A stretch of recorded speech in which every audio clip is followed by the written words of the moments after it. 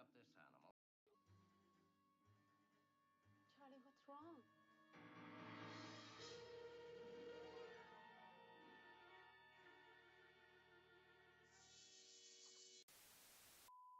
They are still coming through. This is impossible.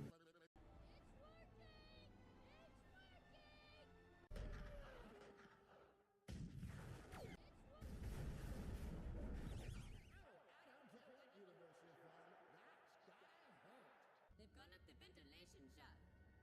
Anakin, Chancellor Palpatine is evil!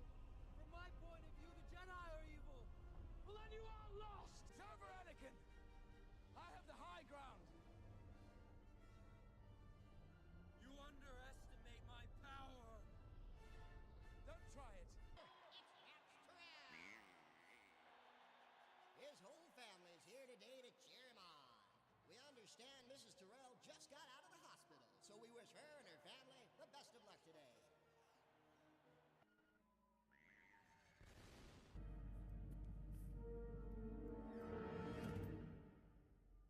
Hello there. General Kenobi. Wait a minute. How did this happen? We're smarter than this. Apparently not. She can't do that. Shoot her or something. This is getting out of hand.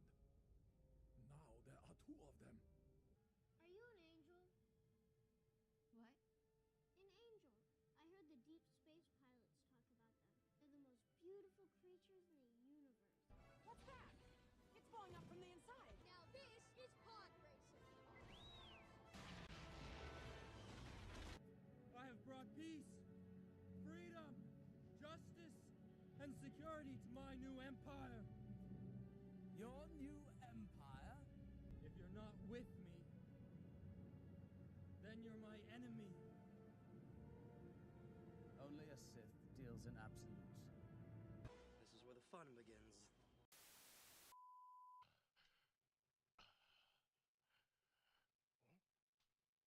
ライダー。俺の負けだ。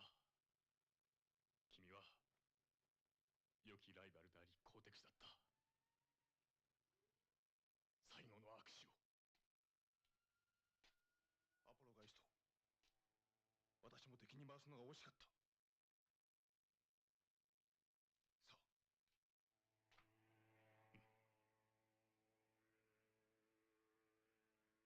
さあ。アーム爆弾で一緒にしねえ。離れない。敵だなてめえ。何？敵か敵か敵か敵か敵かだ。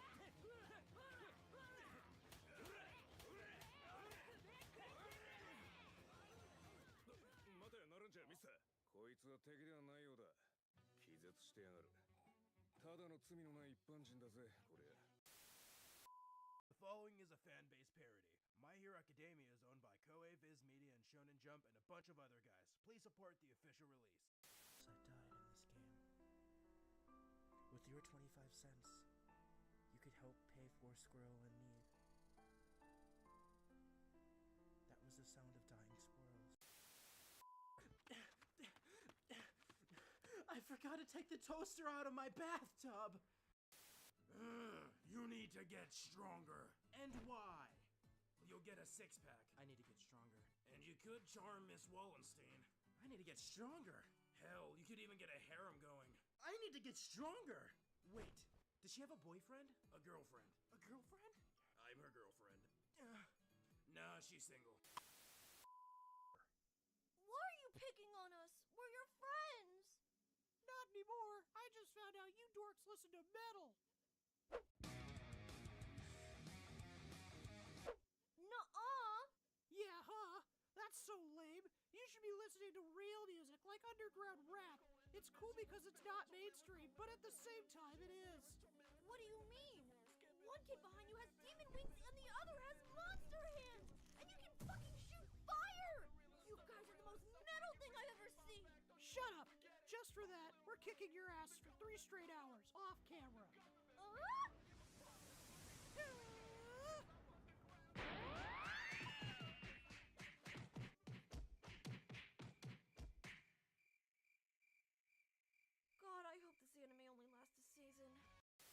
only the opening act and 93 people have already died in a mosh pit! I made this cape out of dead bodies! How metal is that? I can't wait to get home and finish my fan fiction! So what do we have here, Deku? What the hell happened to your head? Midoriya x Bakugo Yaoi 13? What the fuck is this shit? I didn't write it. It was fangirls. Oh my god! It hit Brian in the head! He's having an aneurysm. Someone get an ambulance. Brian, my sweet baby boy. He's dying. And we just got him that puppy he always wanted. Brother? Big brother? Becky, Mom, Alex, just know I'll always love you. He's dead. What kind of... Is this fan fiction? What kind of a monster could have done such a thing? Whoops.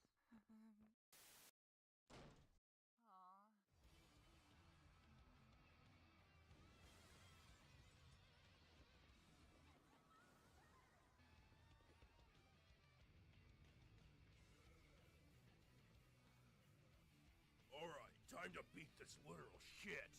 I've always wanted to fight sewage. You know what they say, when your name's Death Arms, the only genre you can do is J-pop.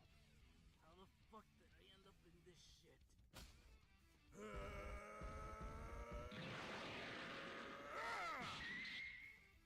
The pain only makes things hotter. Get it? Hotter? Because of the fire everywhere. Hello. I hope everyone's doing good. Hi, Broccoli, and hi, Hungry Psyduck. I am currently powering through little sleep because I accidentally stayed up till 5 a.m. It wasn't planned. It just kind of happened. But we're going to push through. I have some very important news. I almost ended stream as soon as it started because this was brought to my attention. How does one accidentally stay up till 5 a.m.? Okay. What happens is, you're doing shit, like, I'm pulling levers in the iron lung room, and then I'm like, oh, okay, it's not late. And I look, I'm like, all right, it's like 3 a.m. It's fine. Like, I'm not super tired. I'll go to sleep in like 30 minutes. It'll be fine. And then so I keep doing what I'm doing. And then I'm like, man, I'm still not tired. But I'm like, my eyes are kind of feeling a little, like, dry. But, like, I'm not, like, tired. I'm just kind of, like, feeling kind of, like, you know, tired. Not tired, but, like, just kind of... I'm feeling kind of run down, I guess. Lethargic. So I was like, all right, time to go to bed. So I look at the time and I'm like, oh, it's 5 o'clock. Shit. But yeah. So I actually, like, will start, or have in the past, like, set alarms of, like, when to go to bed, because I'll just lose track of time. And I don't get sleepy. Like my eyes... I don't get sleepy to the point where, like, my eyes are heavy and stuff. I get sleepy to the point where I'm like, oh, man. Like, I feel, like, bad. I don't feel good. I need to rest.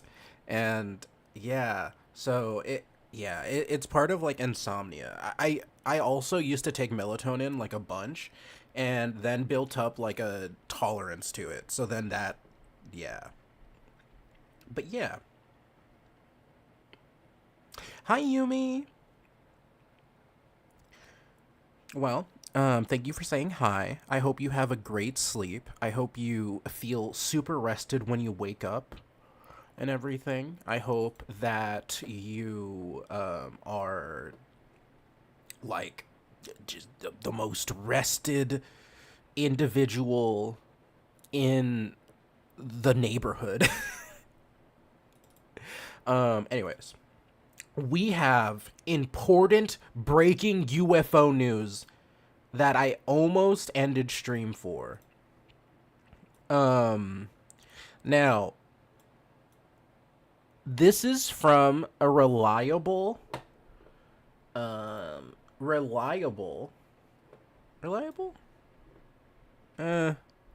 this is from a source. As you can tell,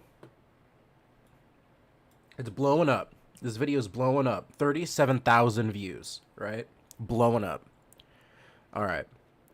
And I felt like I needed to be on the ground, boots on the ground for this. Okay. Now, this is from Third Phase Moon. I don't subscribe to them, but I occasionally look at their videos because I find it funny. Now, there's something I need to preface. This is a reliable source. They often they prove aliens exist, okay?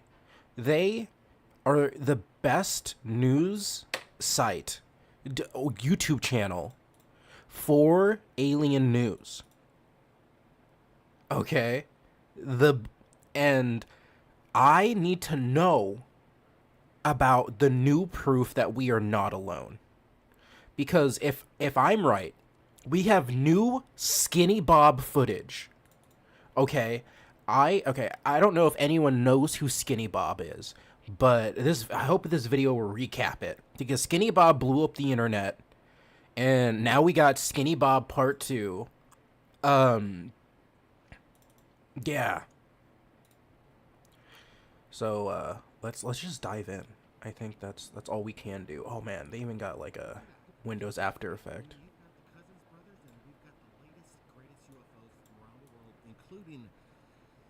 Did he say the Cousins Brothers? I don't think they ever said that before. Yo, hey Kat. I hope you're doing good. Kat, we're learning about that we're not alone. Okay, hold on. What am I looking at? Oh my god! Is that a balloon? No. Oh my god, that's a fucking flying saucer, guys. Holy shit. Oh my god.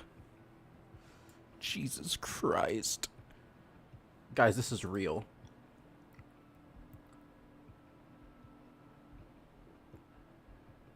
Yeah, I do. Alright, let's get a close-up look. Okay, we're getting, hold on, we're getting a, yeah, I do, Kat. Remember the TTRPG. We're on 300% in, guys. Hold on. Did he say sport model?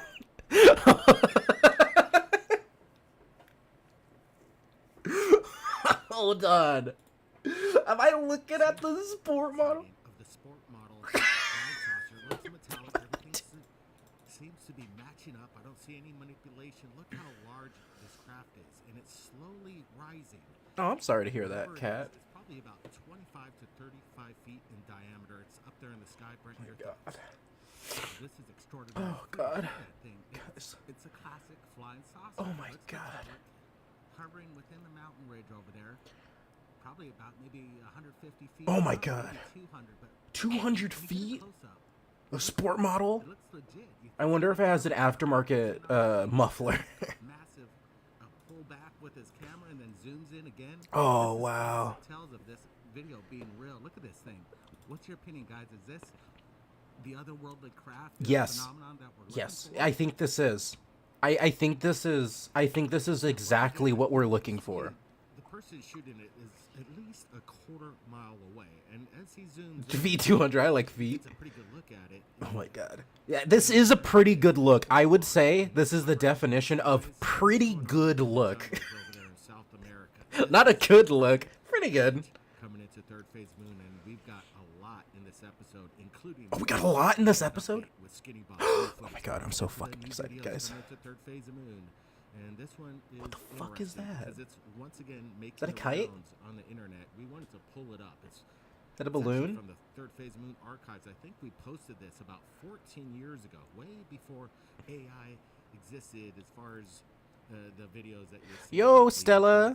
I hope you're doing good. Far away from anything AI related, obviously. We're looking for authentic footage, and this was captured. Can we watch Dr. Stone after this? They're both as equally scientifically accurate, so yes. Incredible videos that came to us approximately 14 years ago from a source out there in the desert. Oh my God. He's seen We gotta. top secret. We have boots on the ground out in the middle of the desert. Over there. God bless him. Brett, your thoughts on this one? And we've got a lot of them. He actually captured Is this a it? dozen of these crazy the UFOs in the sky. I read up until the manga, up until they want to revive antagonist's sister. That's up until I got to the manga, and then I fell off for Dr. Stone. 51, and look at this. I really don't see any kind of like wings. I see a pair of wings, but there's like multiple. Hold on. He said, I don't see any wings, and then it was like, and then I see a pair of wings. Wings. I see a pair of 51, and look at this. I really don't see any kind of like wings. I see a pair of wings, but there's like multiple. Fuck. Is that a like intercontinental ballistic missile? Is that an IMCV? Is that is this literally? That could be a drone. Quite some time ago. Like I said, Blake, he's got a series of these, and each one. Oh, that's like end of season 2 in anime. Okay, I need to catch up. Honestly, I loved it.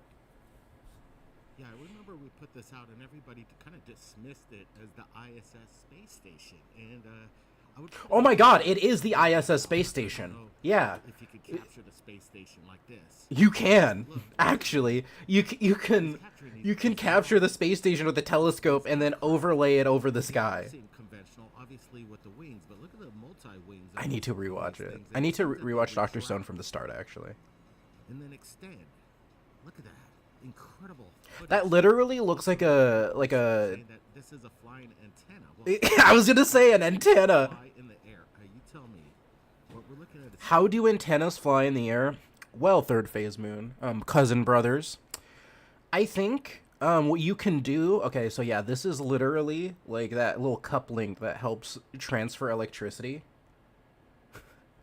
I'm gonna say someone took a picture of an antenna, and then they cropped it out, and then they used the motion tracking tool, or the like movement tool in After Effects, and they just recorded the sky. I'm gonna reverse in. This is heavy engineering here. Oh, this is honestly, he's right. Heavy engineering, the heaviest. A lot of wings, and they're doing. This video's 30 minutes long. All right.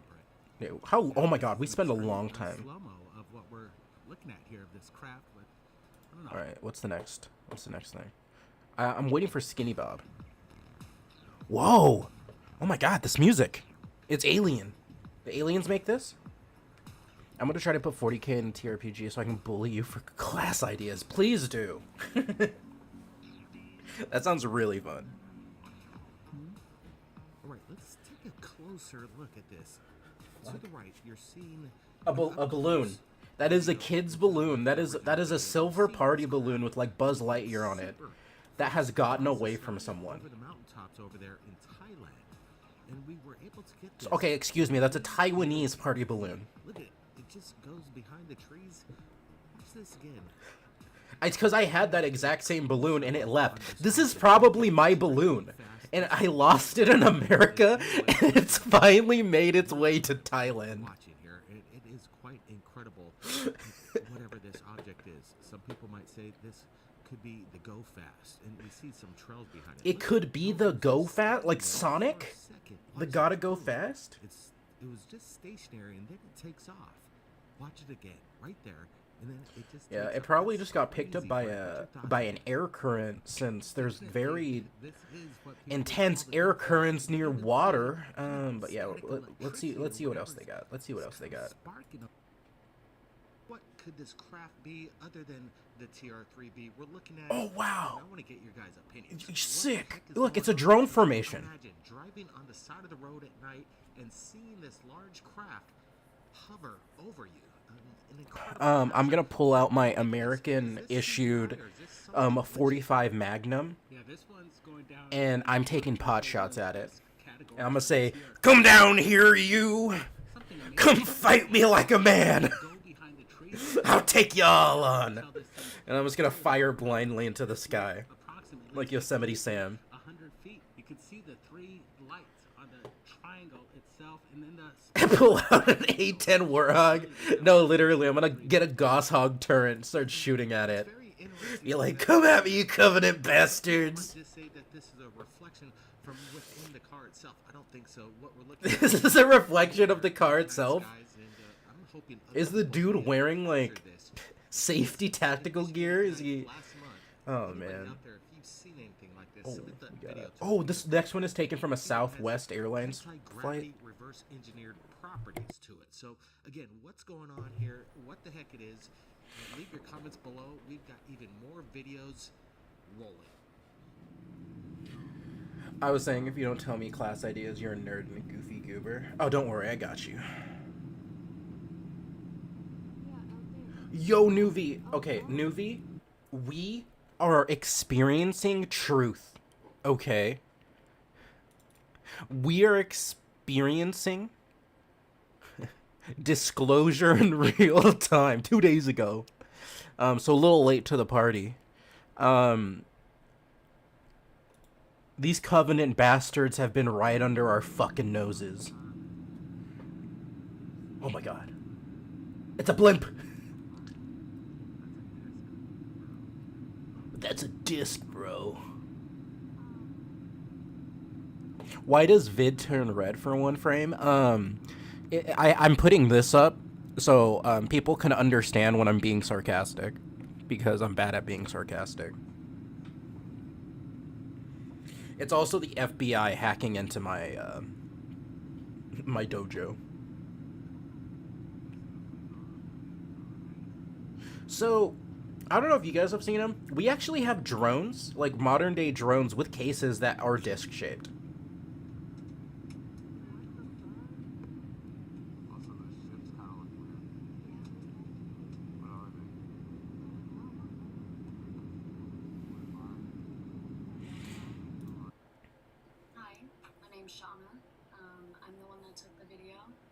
Oh my god, we got... The story behind the video is, here she is. my partner were flying back from Puerto Rico, and no, literally. Boston, so I decided to take out my phone.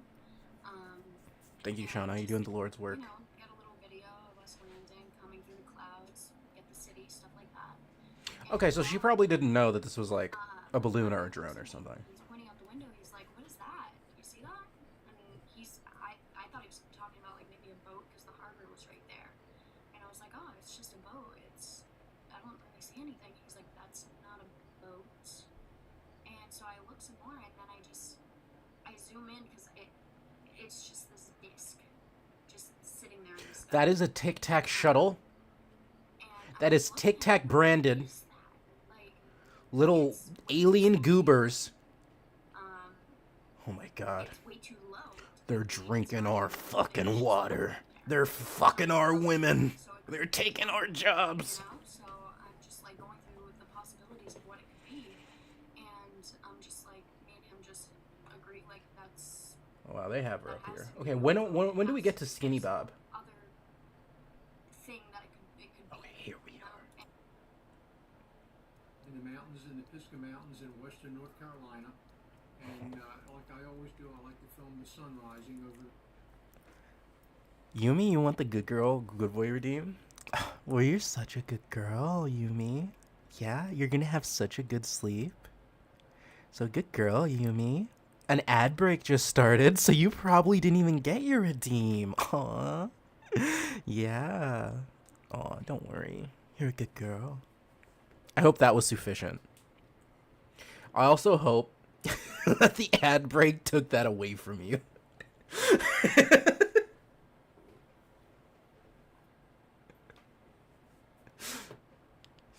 Oh man, I'm gonna pause this just so everyone can experience this as the Lord's intended. Oh man. Why is it out of stock now? Because it's on cooldown, bro. Nuvi, you get a free one, okay? Because you're such a good boy, Nuvi. Aw, you twins, you're doing so good at work.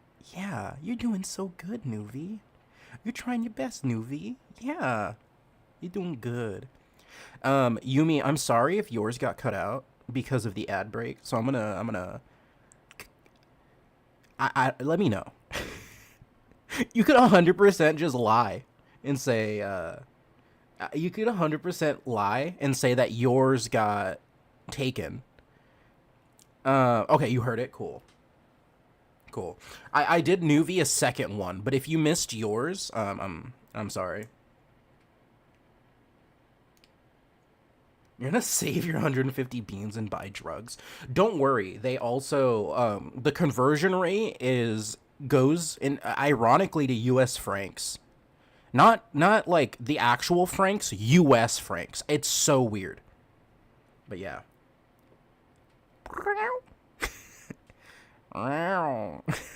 What's a good meow? There's like a very feral cat, just like no, one of these meow meow.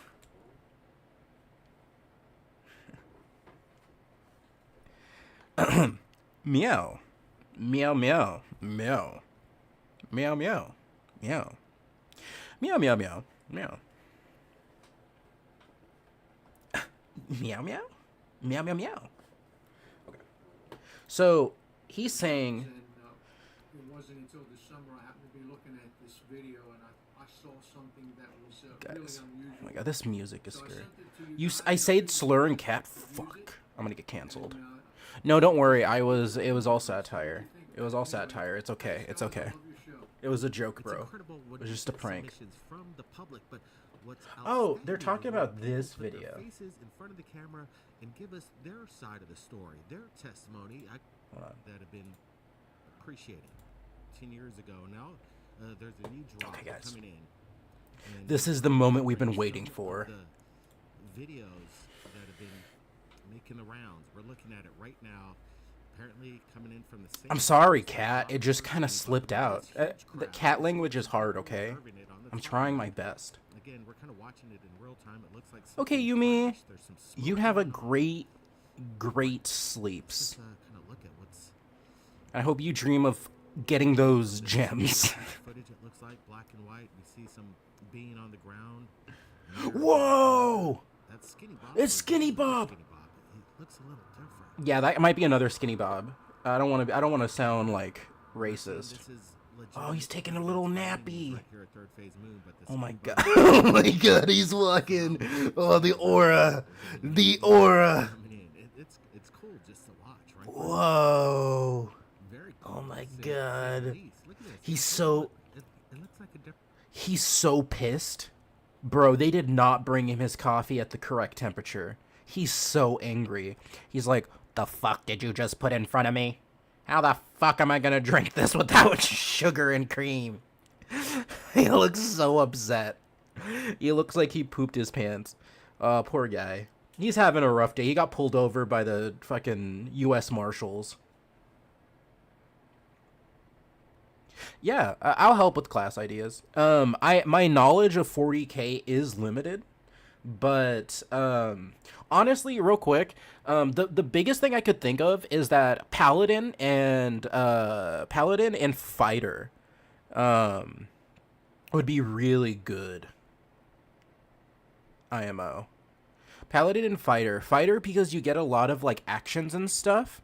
So like if you were to do a fighter class for like a Warhammer, bro, I'm spacing on the name. Fuck, Marine. The fuck. Like yeah, like being able to use like multiple actions or like even like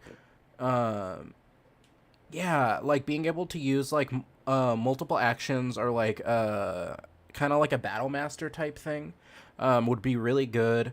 And then there's also what's it called? Paladin.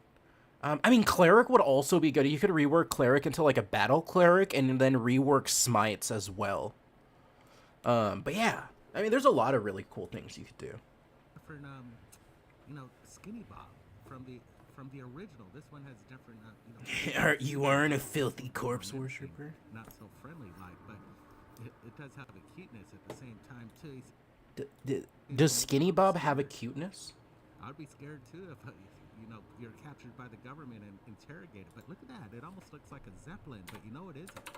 And there it is, just hovering as it rises, and here's some aerial view from inside a plane, military plane, as they're apparently capturing this phenomenon right there. It looks kind of legit. Yeah, is this Skinny Bob's craft before it crashed, or is this just another event? I'm not exactly sure. All right, I'm taking a chat poll. I'm taking a chat poll. Is Skinny Bob hot? They said he was pretty cute, but I'm going a step further. Quick 3 or 5 second clip that AI usually does. That one lasted for a while. Look at it. Looks like Skinny Bob was pointing at the underbelly of his craft. And then this is almost like a colorized version of this pursuit of the craft unknown. Kind of brings back Flight of the Navigator memories. And apparently this Flight of the Navigator memories. Am I missing out on lore? Is exploration of within the craft itself. Oh, this is within the craft? Oh my god. The UFO. This is interesting. Is that like some kind of pod?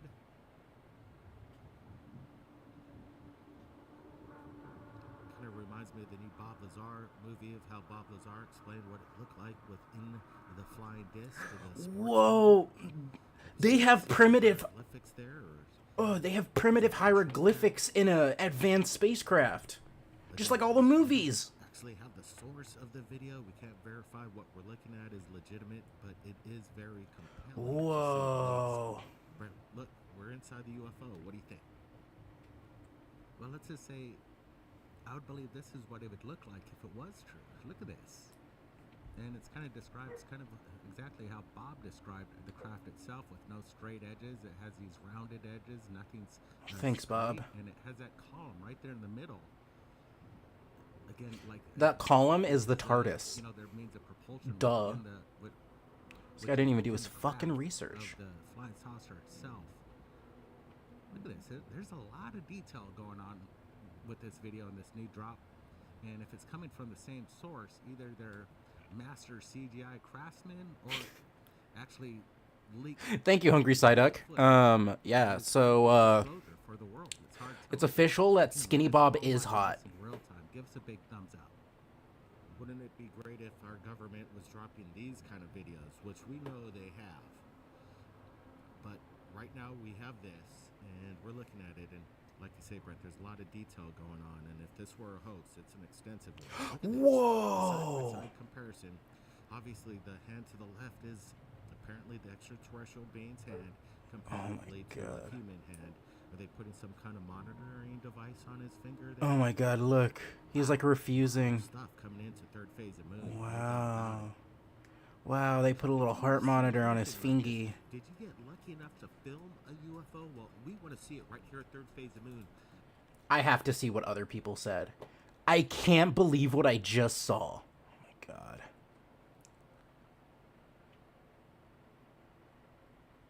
That last UFO is the same ship as Flight of the Navigator, so someone just took it from a movie.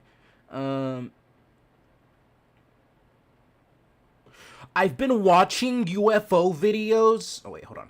I've been watching UFO videos for many years, and I am not easily impressed. However, these videos stand the test of time. After multiple views, they do not lose their impressiveness. You know what I'm saying. Bravo. Damn. Skinny Bob looking good in this one. One of y'all's best videos ever. Why we never see footage of the other spices of aliens? Just keep showing grace. Yeah, literally. We don't see their food. We don't see any of the curries they make. We don't see any of their spices. We only see the gray aliens just vibing. When are we gonna see him rolling up a fatty and smoking some sweet salvia is the real fucking question.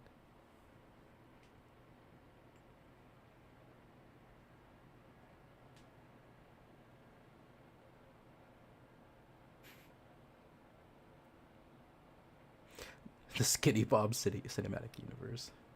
Slim Tim. Oh man, sorry. I needed to you know, before we got started, I just needed to go on that journey personally.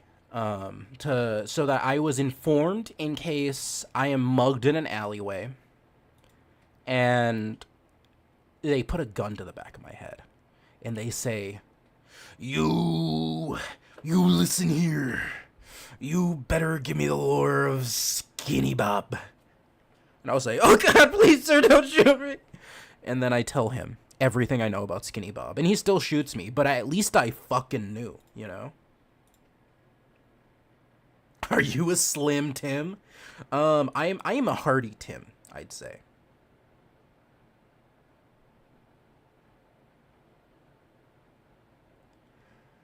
Okay. The time has cometh for us to play this game. Where the fuck do I turn this on? There we go.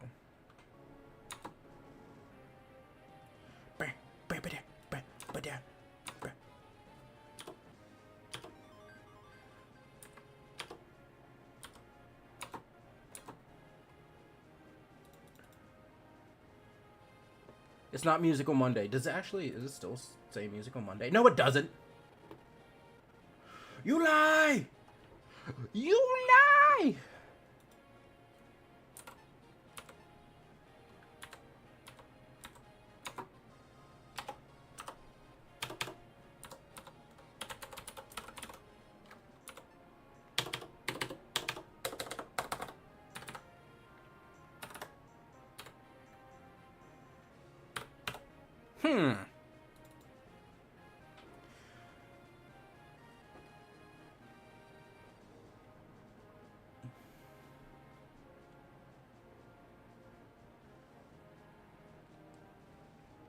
It's not Musical Monday. My stream says Fire Emblem Friday. I checked myself.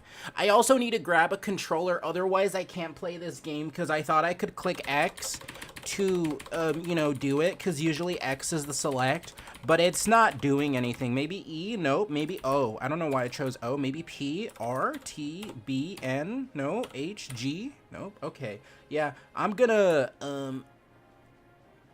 look at the top. Gasp!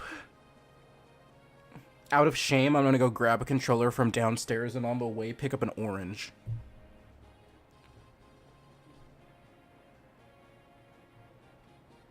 Am I engaging with rage bait? Yes.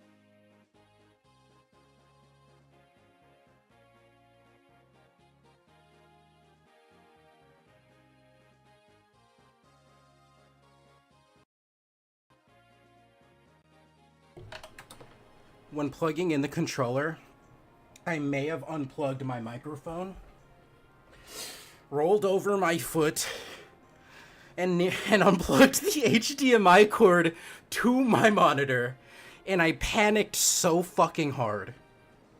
How did that happen from one simple task? let's get started. Oh my god, okay. Okay, so one of these... Dude, literally. I attempt to make it more interesting, and then I fucking unplug my life support. Okay, so one of these is following Amelia, and then another of these is following her brother. I want to follow her brother. I think this is the brother because it's blue. Yes, it is. I don't want to do Amelia's voice, so... I think I can grind. I think from what I heard, I can grind and stuff. The Tower of Valny has appeared to the east coast of Frelia on the world map. Once held by Grados' troops, it has become a home to the host of dark creatures. Battling these monstrosities is a good way for units to earn strength. Try using the tower as a training area to gain experience. But be aware, you cannot save your battle preparations for tower skirmishes. Once you clear the tower map, you'll have access to the next floor. Each floor is more difficult than the last, so come prepared.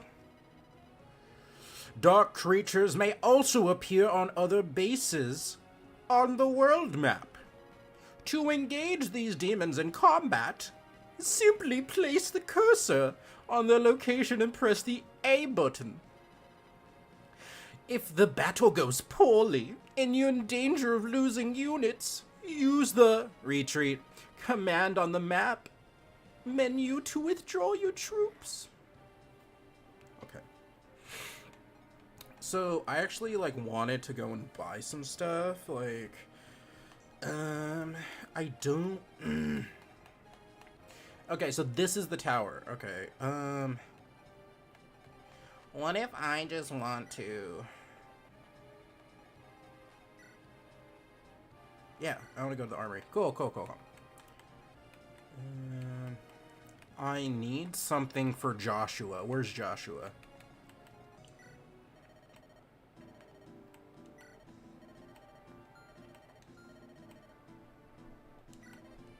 Oh my god. You don't have anything good. Get the fuck away from me.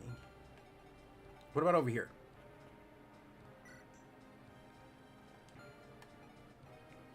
I guess I'm fighting a... I guess I'm skirmishing.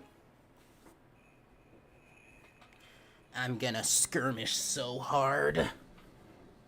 I also have an orange. I'll pick my units. Why can I only have 8 people? God damn it. Okay. I still have Seth, which is good.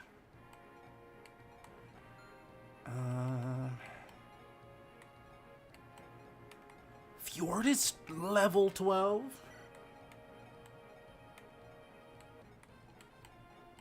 Ephraim is level 5. I guess she's already high enough level.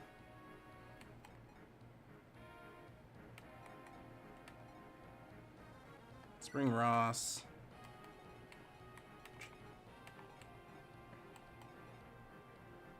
What's Mulder at? 4? Ugh. Yeah, Natasha's still lower level, so we'll bring her...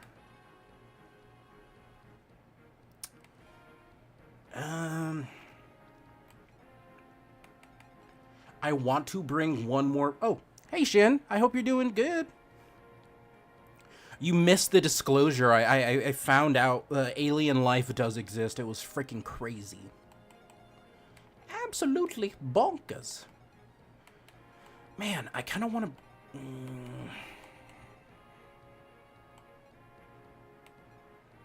It's like everyone is almost necessary, right?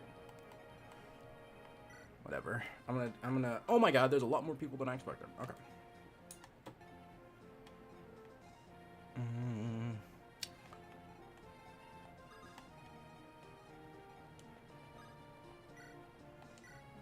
Kill that foul beast!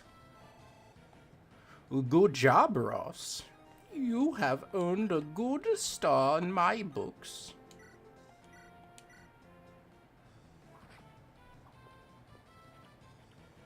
Dude, I literally watched the exact same video. So, yeah. No, literally.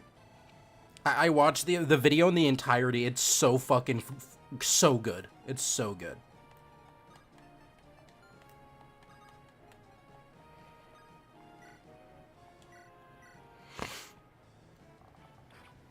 We're not alone. I'm so happy to know, you know? I'm happy it can finally be confirmed, you know? Back, you foul beast.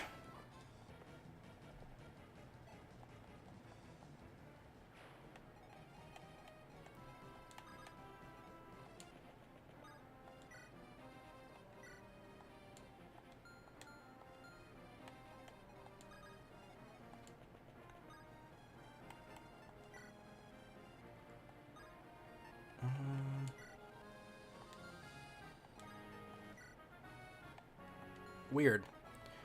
Oh, it's because they're all full health, except for Colm, who needs to come back. You're gonna go right here. Wait.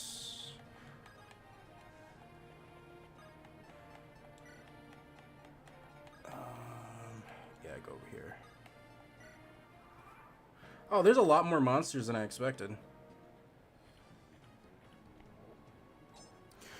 You hit like a pansy. The flower.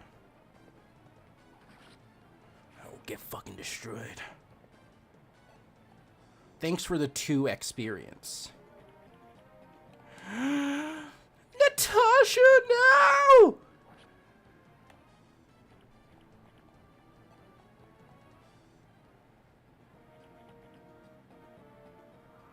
Da-na-na-na-na-na.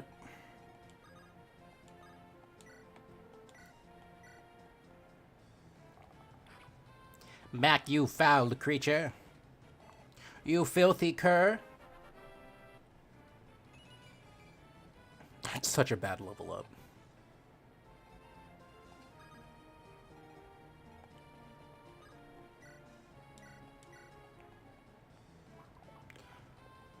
Colm. Colm. Colm, you little shit. Oh, Colm, you fucker. You actual dick. That is so fucked. What the fuck, dude? No! She can't heal anymore. This is bad. Hit him with fire. What's wrong, buddy? Why are you crying?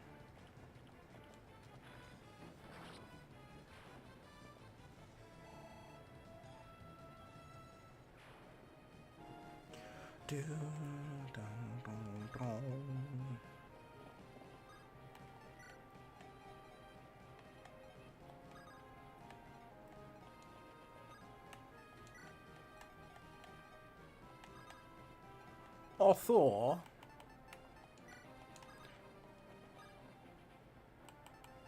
Guess I'll wait there, yeah. You wish to attack my valiant knight? You're stupider than I expected.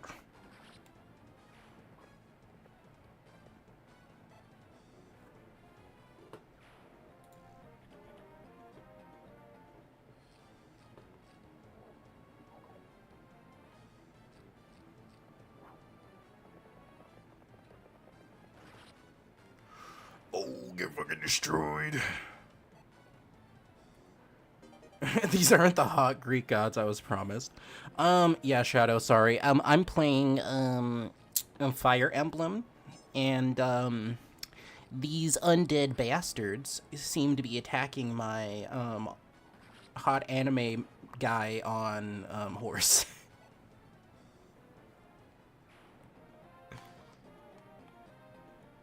Yo, that's a skeleton. Oh no, you guys! The skeleton is here. Thanks for the 2 experience.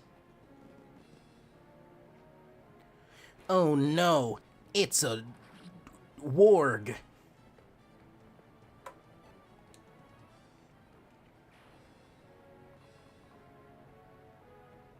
Oh no! It'd be so funny if that arrow just kept going and just hit someone in the back. The background.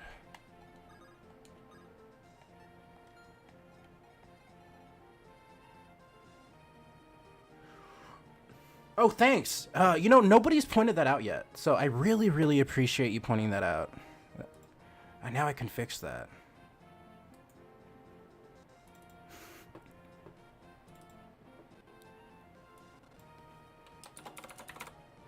Oh, that's not how you spell Friday. I am a professional streamer. You know what's funny? I even, like, got the capture, like, ready and everything. You know, I even got the capture ready and everything. But yeah, you know, Shadow, thanks for being the first person to point that out. I actually, you know, genuinely appreciate that. All right, thanks for looking out.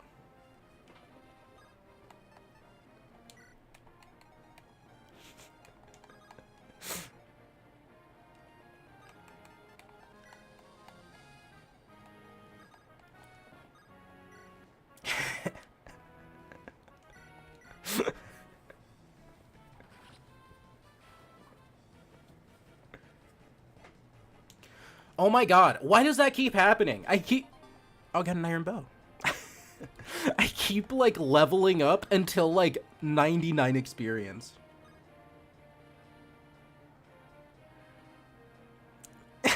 No, that's the point of my streams. My streams are, like, born scuffed. So I kind of need someone to be like, dude, your mic isn't even on.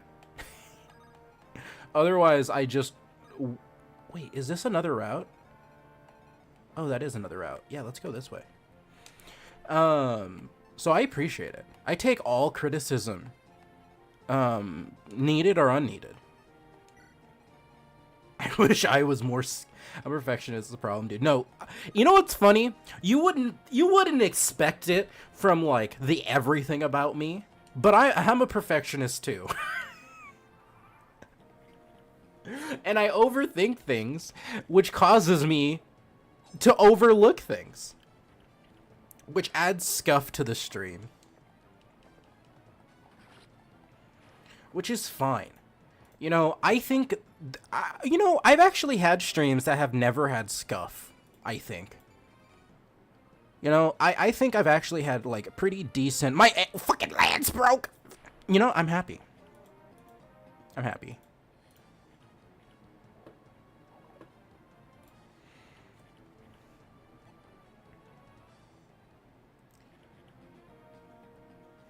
Get away from him. Get away from my comb!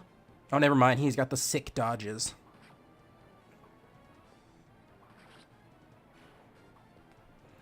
You go sit on those children, Shadow. You got this. You leveled up everything except for your defense. Why? You literally die in one hit. Okay, well, 2 hits. Oh my god. Comb, you fucker. You scare me.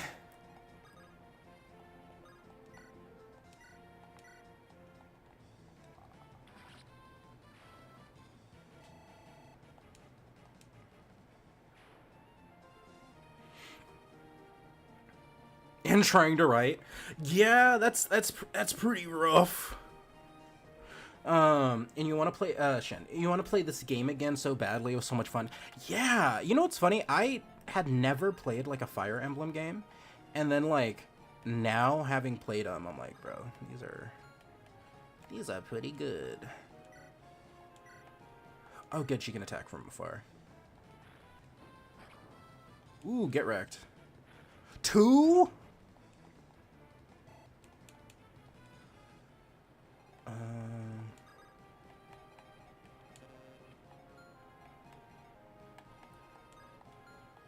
Okay, so you're in the way. Oh my god. So she's, you're useless then. You have nothing. I guess just stay back here now, from now on. You don't even have a staff. Oh, Lord. Well, you're about to die, too, if you get hit one more time, so we'll keep you back there. Joshua, go this way. Can Arthur hit from over here? No, he can't. Alright. Looks like it's gonna have to be you. Why can't I attack? Whatever. Ross, go this way. We's are a pretty good princess. No, literally. Oh my god. Just kill that fucking beast.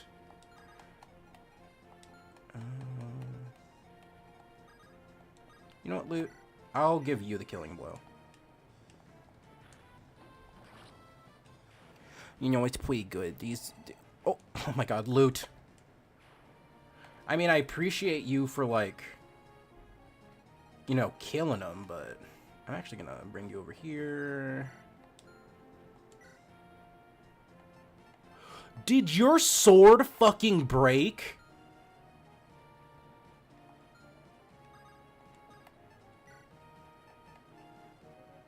You're fucking kidding me. That's why he couldn't attack? So basically he's just a fucking shield right now?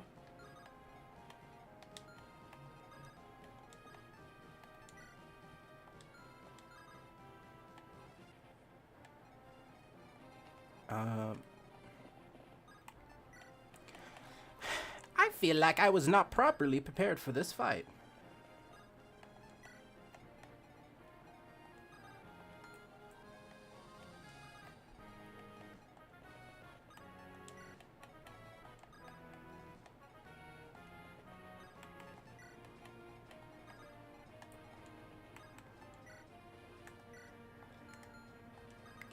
Yeah, I mean, just wait, I guess. You too, because... Oh, wait, I should have saw if he had a weapon that I could give to Seth. Leave him alone! He has, like, 2 defense. Oh my god, Arthur. Oh, Arthur. You suck. Oh.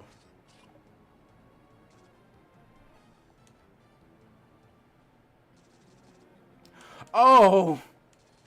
Arthur! Oh, good hit.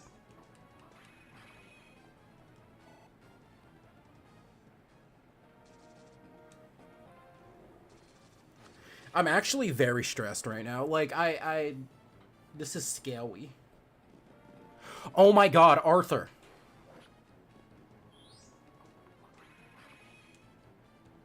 Hit him again. Damn it. Nemi! Nemi!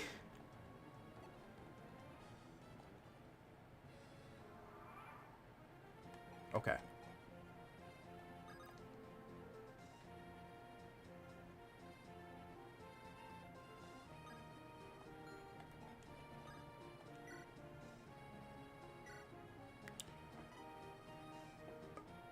I think you are closest to death.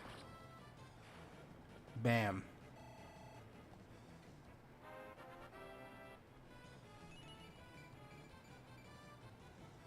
That is a good level up.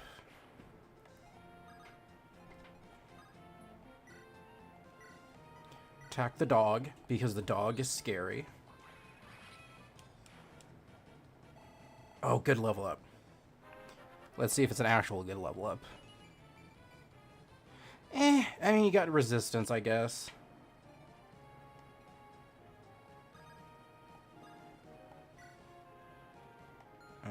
Wait. Wait, does Comb have a... What items do you have? You have an iron blade. I can give that to Seth. He doesn't have a vulnerary. What about you? Yeah.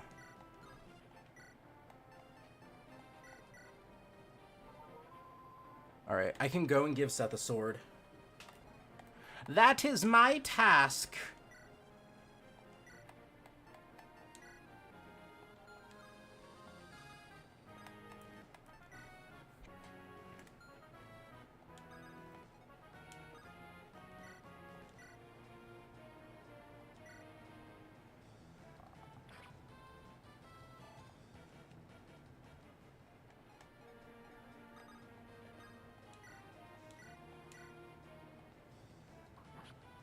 There you go, Joshua. Have I ever heard of the Warrior Cats book series? No. But for some reason, it actually sounds familiar. I'm not sure why, but it kind of does.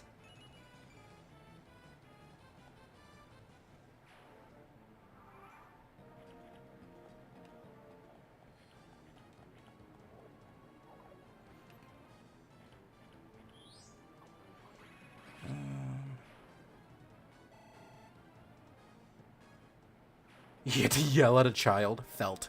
I have not, but it genuinely sounds familiar for some reason.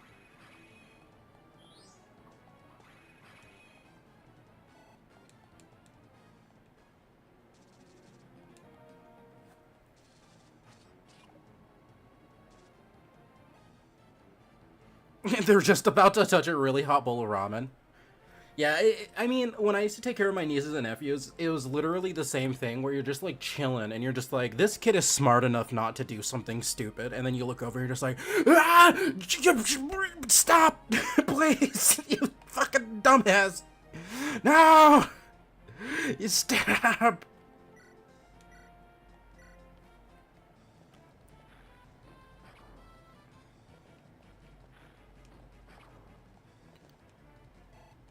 Sick nasty.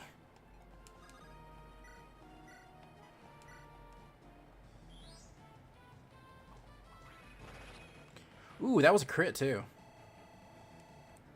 And a level up. Oh, I seem to have gotten stronger. Okay, it's a kids book series that I read when I was little, but for some reason it's got hella popular lately, and they're still coming out with new books 20 years later, and 20 years later, and they came out with toys. Bro, that's awesome. That's kind of like how I felt like with Captain Underpants, and I was like, oh, like that was a fun thing that I used to like read, and then like I find out that like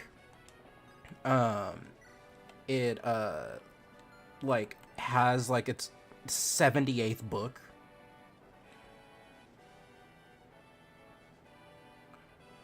Who live in the wild in clans. Okay, that does sound pretty sick though.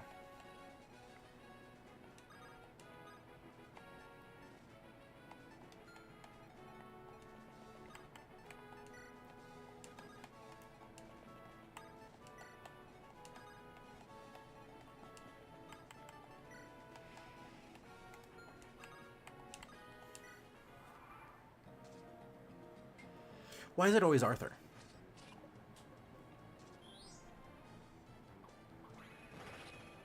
Holy shit, Arthur! Oh, you thought I was defenseless, did you?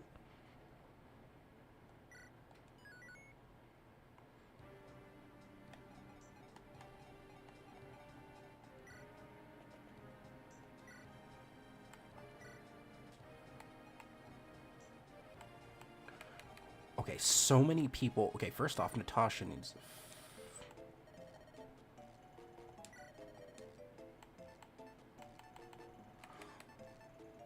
Oh, well...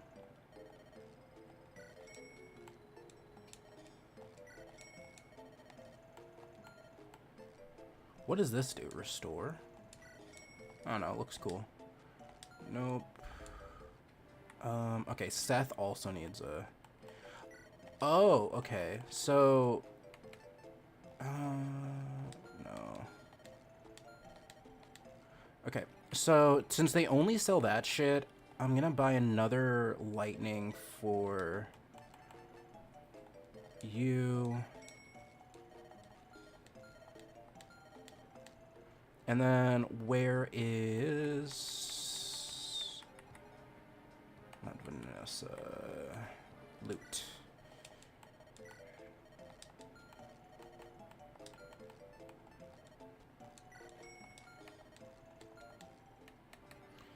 Okay. Armory. Seth needs a sword. Oh, okay.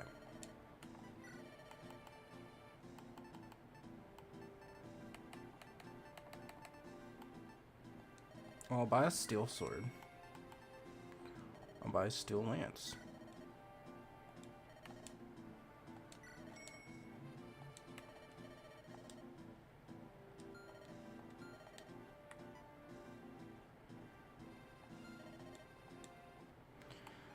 Okay. His iron blade and silver sword are good. Oh, Josh.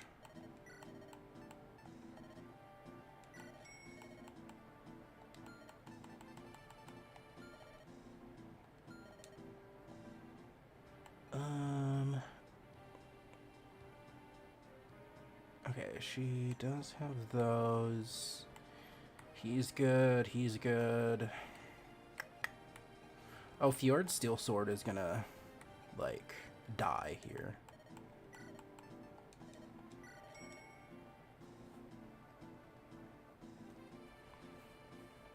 This is book 1 summary. I'm ready.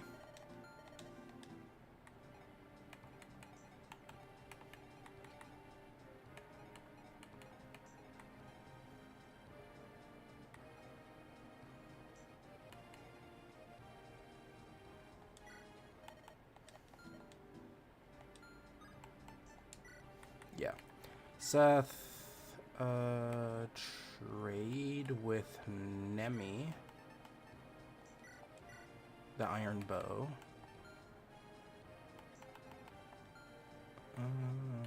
Supply.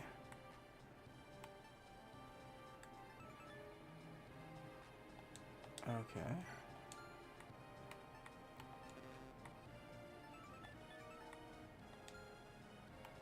Cool. Okay.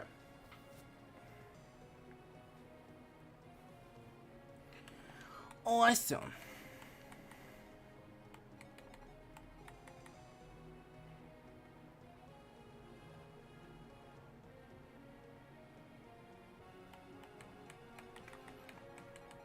Okay, okay, okay. Okay, he can't use a silver sword.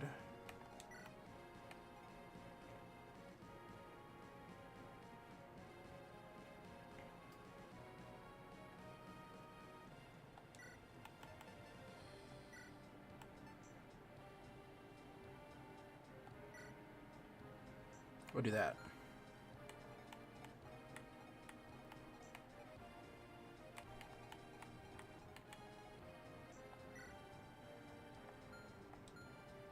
Okay, and then we'll trade Vanessa's javelin with Gilliam's. No, wait. It has to be a javelin. I don't think I have any other javelins. I think I'd have to buy them. Okay, hold on. I gotta read this. Alone, fire alone can save our clans. For generations, 4 clans of wild cats have shared the forest according to the laws laid down by their warrior ancestors. But the warrior code is threatened, and the Thunder Clan cats are in grave danger. The sinister Shadow Clan grows stronger every day. Noble warriors are dying, and some deaths are more mysterious than others. In the midst of this turmoil appears to be an ordinary house cat named Rusty, who may turn out to be one of the bravest warriors of them all. I'm such a nerd. No, I love that. No, that sounds actually really cool. That actually sounds like a really, like, unironically sounds like something I'd 100% read. Dude, Colm is, yeah. Where is he? Dude, look at Joshua. Shut up. Look at Joshua. My boy Josh.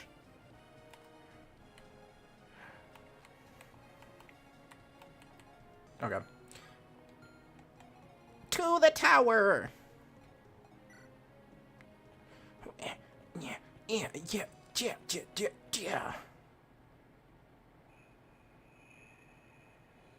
Yeah, it goes to show that, like, as long as you have good bones, like, any story works. Alright. Only 8 people again. Okay.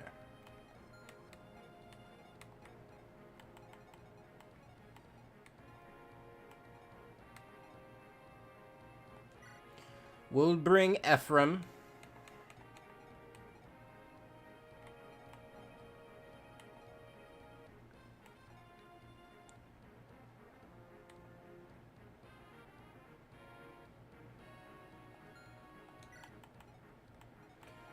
Oh, damn, I do want to bring Vanessa.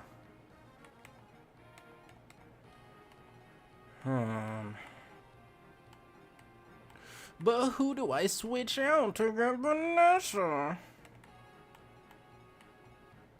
Oh, man, I also need to... I'll level up Ross some more.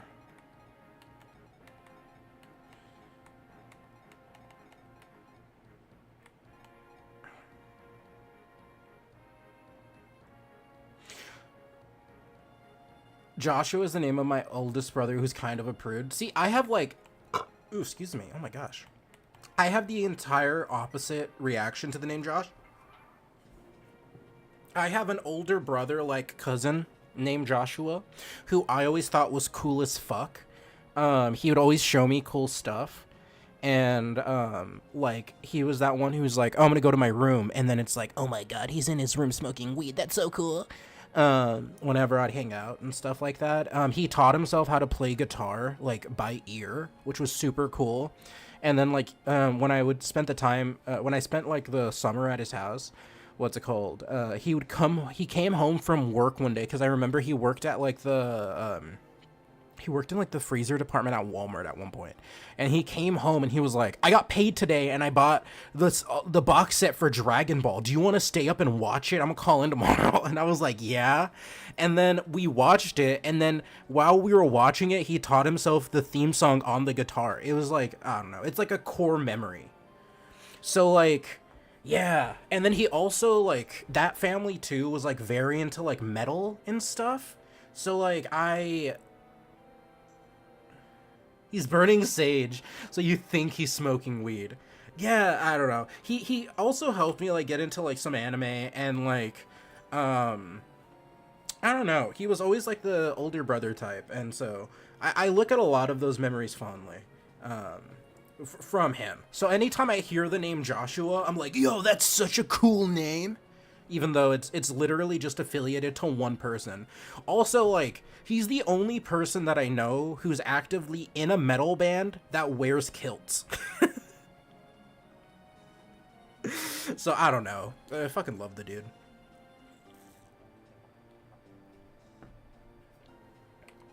Also, I love their little character portraits. Okay, why is he so cool, though? No, literally, he grew it, like, when he grew his hair out and everything, and, like, he got, like, snake bites and, like, all, like, his piercings and everything, he also got, like, tattoos, and I was like, oh my god, I want to be him, he's so cool. He also, canonically, is the person who showed me Tenacious D in the Pick of Destiny. The first time I watched it was with him, and he was like, I'm gonna go smoke, and I was like, can I smoke with you? And he's like, no, you're too young. You're not gonna smoke with me. He goes, I'm gonna go smoke, and then we're gonna come out, I'm gonna show you this movie. I was like, okay. And then, also, like, good on him to be like, no, you're a child. I'm not gonna give you weed. Like, no. But yeah, he easily could have been like, yeah, cousin. But no. So he literally, came out, and then we watched Tenacious D in the Pick of Destiny, and I was like, this movie is amazing. Oh, man. Such good memories. Now let's kill some monsters. I hope there's a chest to loot.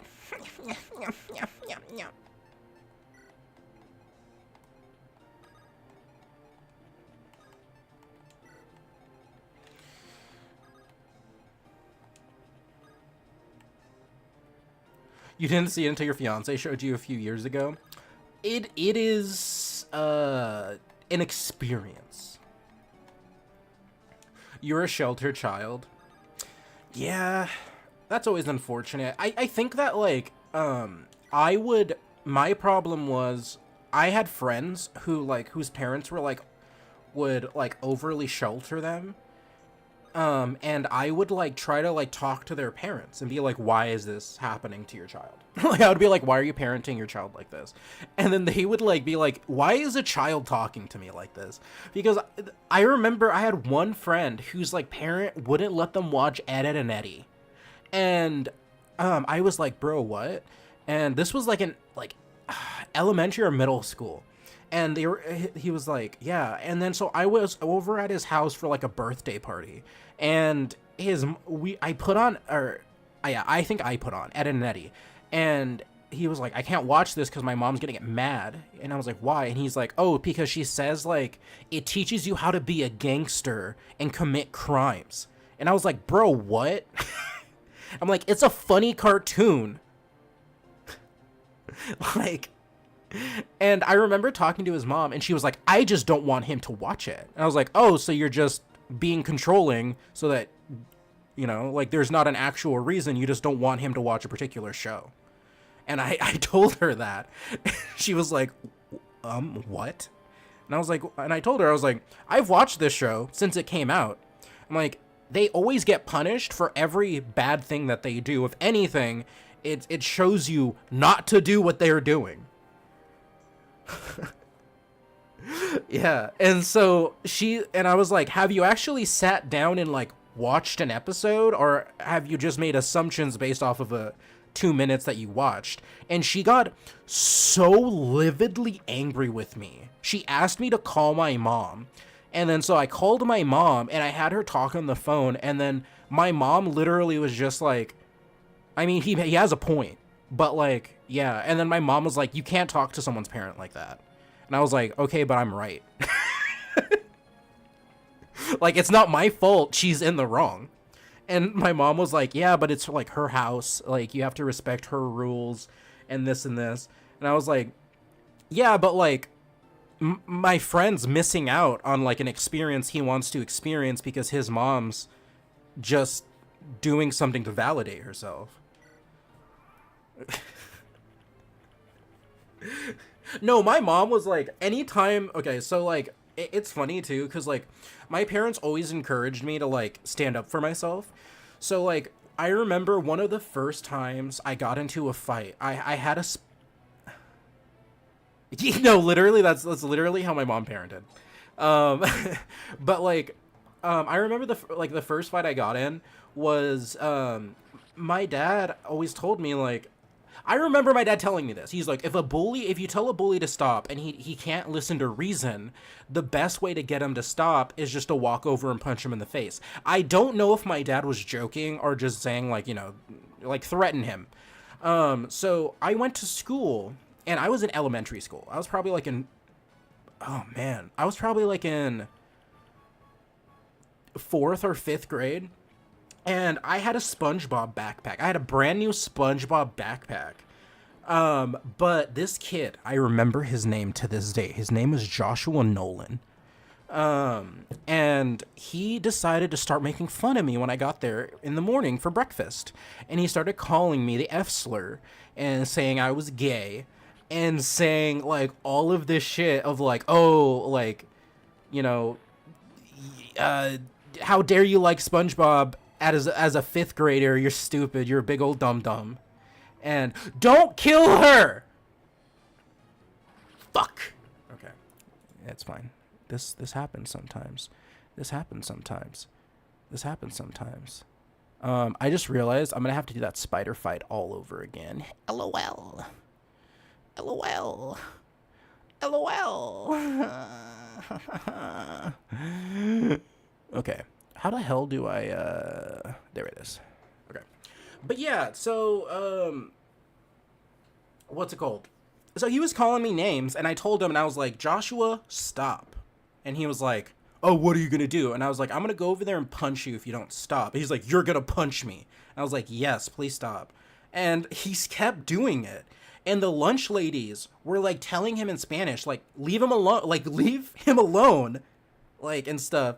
And so I remember just walking over there and then just as hard as I could, like, I didn't even, like, pivot my hips or anything, like, no form. I punched him as hard as I could in the face, like, right in the nose, and then he fell on the floor, and I just jumped on him and started hitting him. Like, not even, like, I don't even remember if it was, like, that hard, and then he just started crying, and then the lunch ladies came and pulled us off, and I just remember them being like, orale, orale, orale, to, like, to him, basically like, that's what you fucking get, to him. Like, The lunch ladies were literally like, yeah, this is what you fucking get, you piece of shit. This is what happens when you bully a kid. It was, I distinctly remember the lunch ladies when they pulled me off of him being like, this is your own fucking fault. And so I went to the principal's office like right after that. I didn't even get to eat breakfast. I went to the principal's office and, what's it called? The principal, it's funny too, it's a funny story with the principal, but I went to the principal's office and I'm sitting there with him. He's crying. He's like in tears. Dude has never experienced fucking ass whooping like this before in his life. And yeah, it genuinely, she was like, why did you hit him? And I was like, oh, because he was bullying me and he wouldn't stop, and I had asked him to stop and he wouldn't stop. And she was like, why didn't you tell a teacher? Like, you know, like, and then I was like, well, the lunch ladies were telling him to stop, but he wasn't stopping. And then she's like, so your response was to like punch him in the face? And I legit was like, well, my dad told me that if a bully is bullying me and if adults tell them to stop and they don't, and, you know, I try to talk to them and it doesn't work, then to punch them in the face and usually, you know, they'll stop. And I looked over and he was still crying. And the principal looked at me and was just like, oh my God, Austin, you can't do that. Austin, oh my God. You can't be doing that. And I was like, oh, I'm sorry. I'm sorry about that. And I was like not crying. Like, I think I got hit too. And I was like, I was not crying. I was like, okay, like this happened. And, and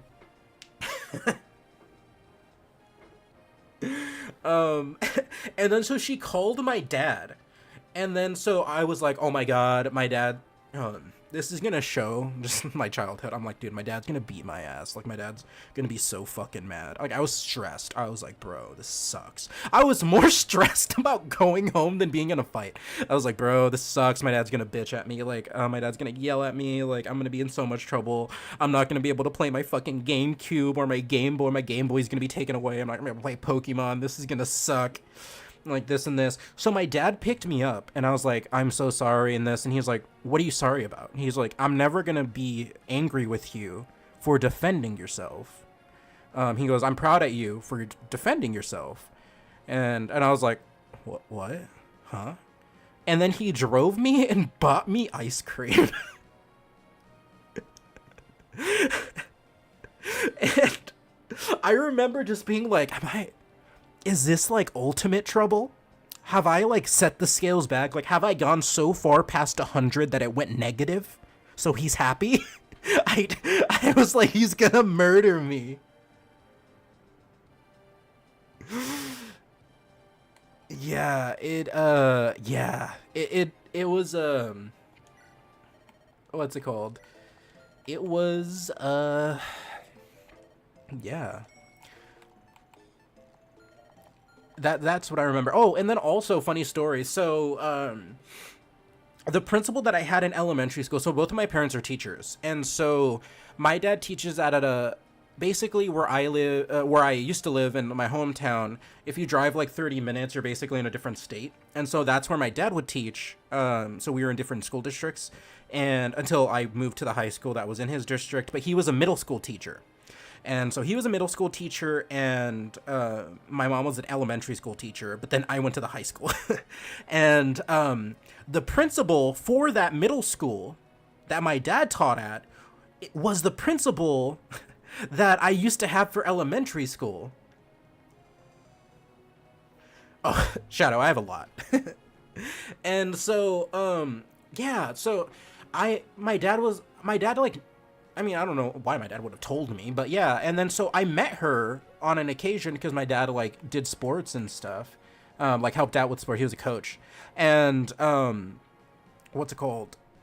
I was like, oh, and I'm like, you're Miss Fisher. And she was like, why do you recognize? And then before she could say that, she's like, you're Austin. You're Austin. You went, I had you in. And she said, like, the school name. She's like, oh, like, I had you for elementary school, huh? You're one. And I was like, oh, you remember me? And she was like, yeah. She goes, you're in my office. She goes, I remember you. You were in my office a couple times. And I was like, oh. And she was like, no, like, not bad. Like, she goes, honestly, like, there were people who were in my office for worse things. But, like, you were in my office enough for me to remember you. And I was like, I remember being like, oh my God, it's been like 8 years and this principal still remembers me. How fucking bad was I in elementary school? Dude, that's what I mean. And as a principal, how many kids do you fucking meet that you're just like, oh yeah, you're that one kid. Yeah, okay. I remember you. Yeah. Mm-hmm. Yeah, no,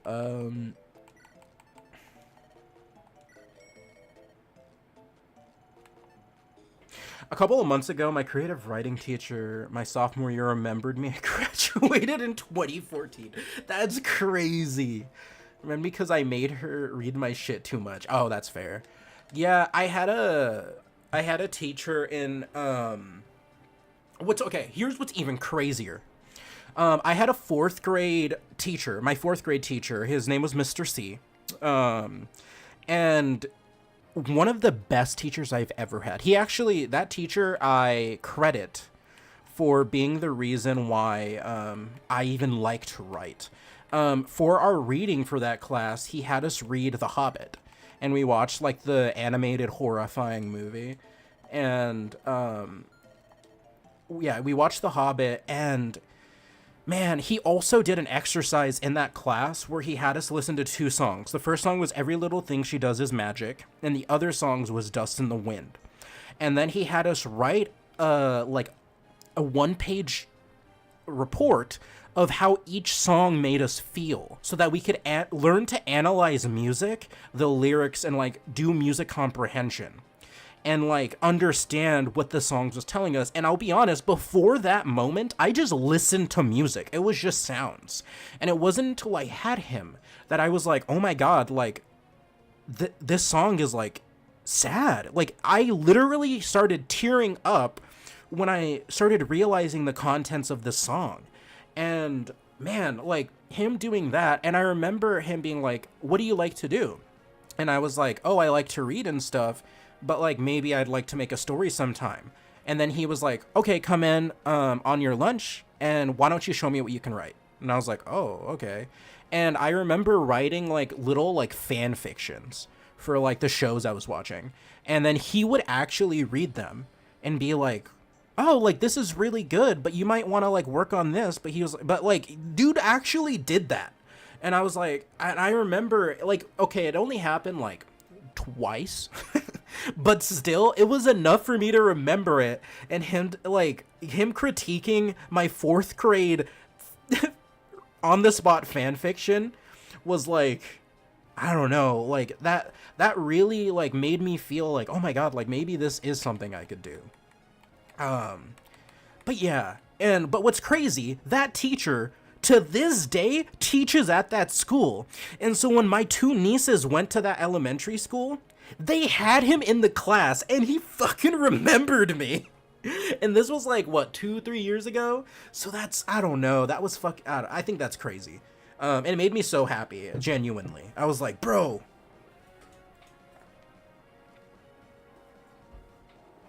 I don't know. Yeah.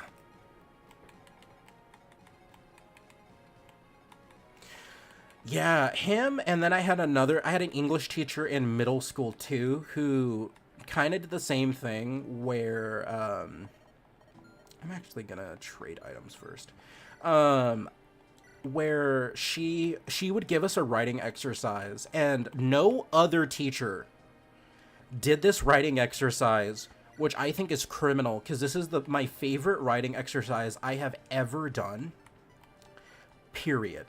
And it was what's it called? Basically, it's called telephone stories. And so you sit in a group of like 4 or 5, and then you start writing a story, right? And then after a certain time limit, you pass it to the person next to you and they have to continue that story. And then you pass it to the person again and you continue that story. So you have a story that's written by the 5 people around you, but each story is completely different. And so it was so much fucking fun to do. Oh my gosh. Like, that exercise, like, genuinely, and that teacher also, like, I remember telling her, like, oh, I want to be a writer, but, like, my spelling and grammar is so bad. And then, like, I remember her looking at me and being like, you're just being lazy. She goes, she goes, not everyone can write a book, not everyone can come up with a story, but if your only holdup is your spelling and grammar, then I think it's lazy that you're not writing, because you can work on that. You can get better at that. But there are people who cannot learn to write a book. And I remember that. I remember that to this day. But yeah. It's such a... Man. Which is funny, because my mom told me the exact opposite. Where I remember telling my mom, I want to be a writer. And then my mom was like, you can't even spell. It's like literally the polar opposite. My mom's like, you can't even fucking spell. What the fuck? Like, you don't know words. My best friend's spelling and grammar is horrible, but she is almost done with book 3 in her series. She started this past November and is cruising. Dude, that's what I mean.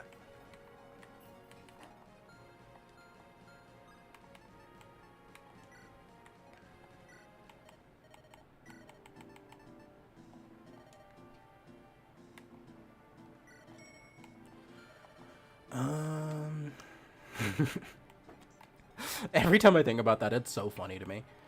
It's just her being like, bruh, you can't even fucking spell. How the fuck do you expect to, like, write a book?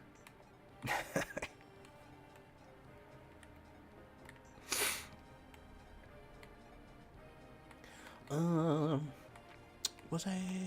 else needs weapons? Steel sword. You're fine. What about Josh? Oh, he has an iron sword. Let's give that boy a steel sword. Give that boy a steel sword. Your javelin's about to die, but...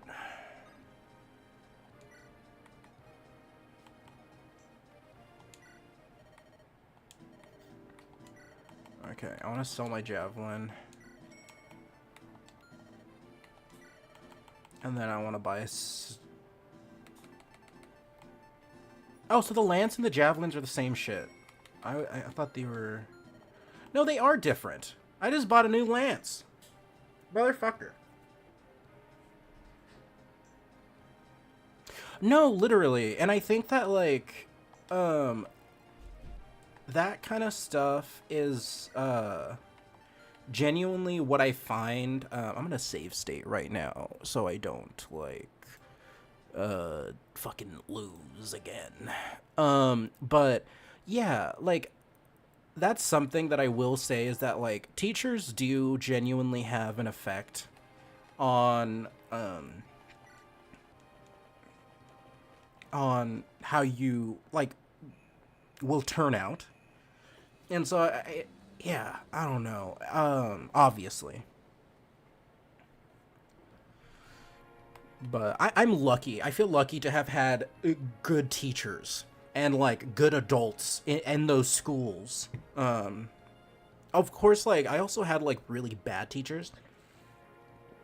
So, before I almost got kicked out of an all-boy Catholic school. So, I didn't want to... Okay, so I got bullied a bunch in middle school. Because I was an emo kid and overweight, which do not mix, by the way. Those are the two sides of the spectrum you don't want. And so, I got bullied a lot. And so for, high school, I was like, I don't want to go to the high school I'm going to go to because I'm just going to get bullied again. So I went to, my dad was like, okay, well, we're going to send you to an all-boy Catholic school. And I was like, bet, I don't care. And so I went to the all-boy Catholic school. What I didn't realize is that most of the people there were going to be pompous and stuck up. And so, I ended up getting in fights.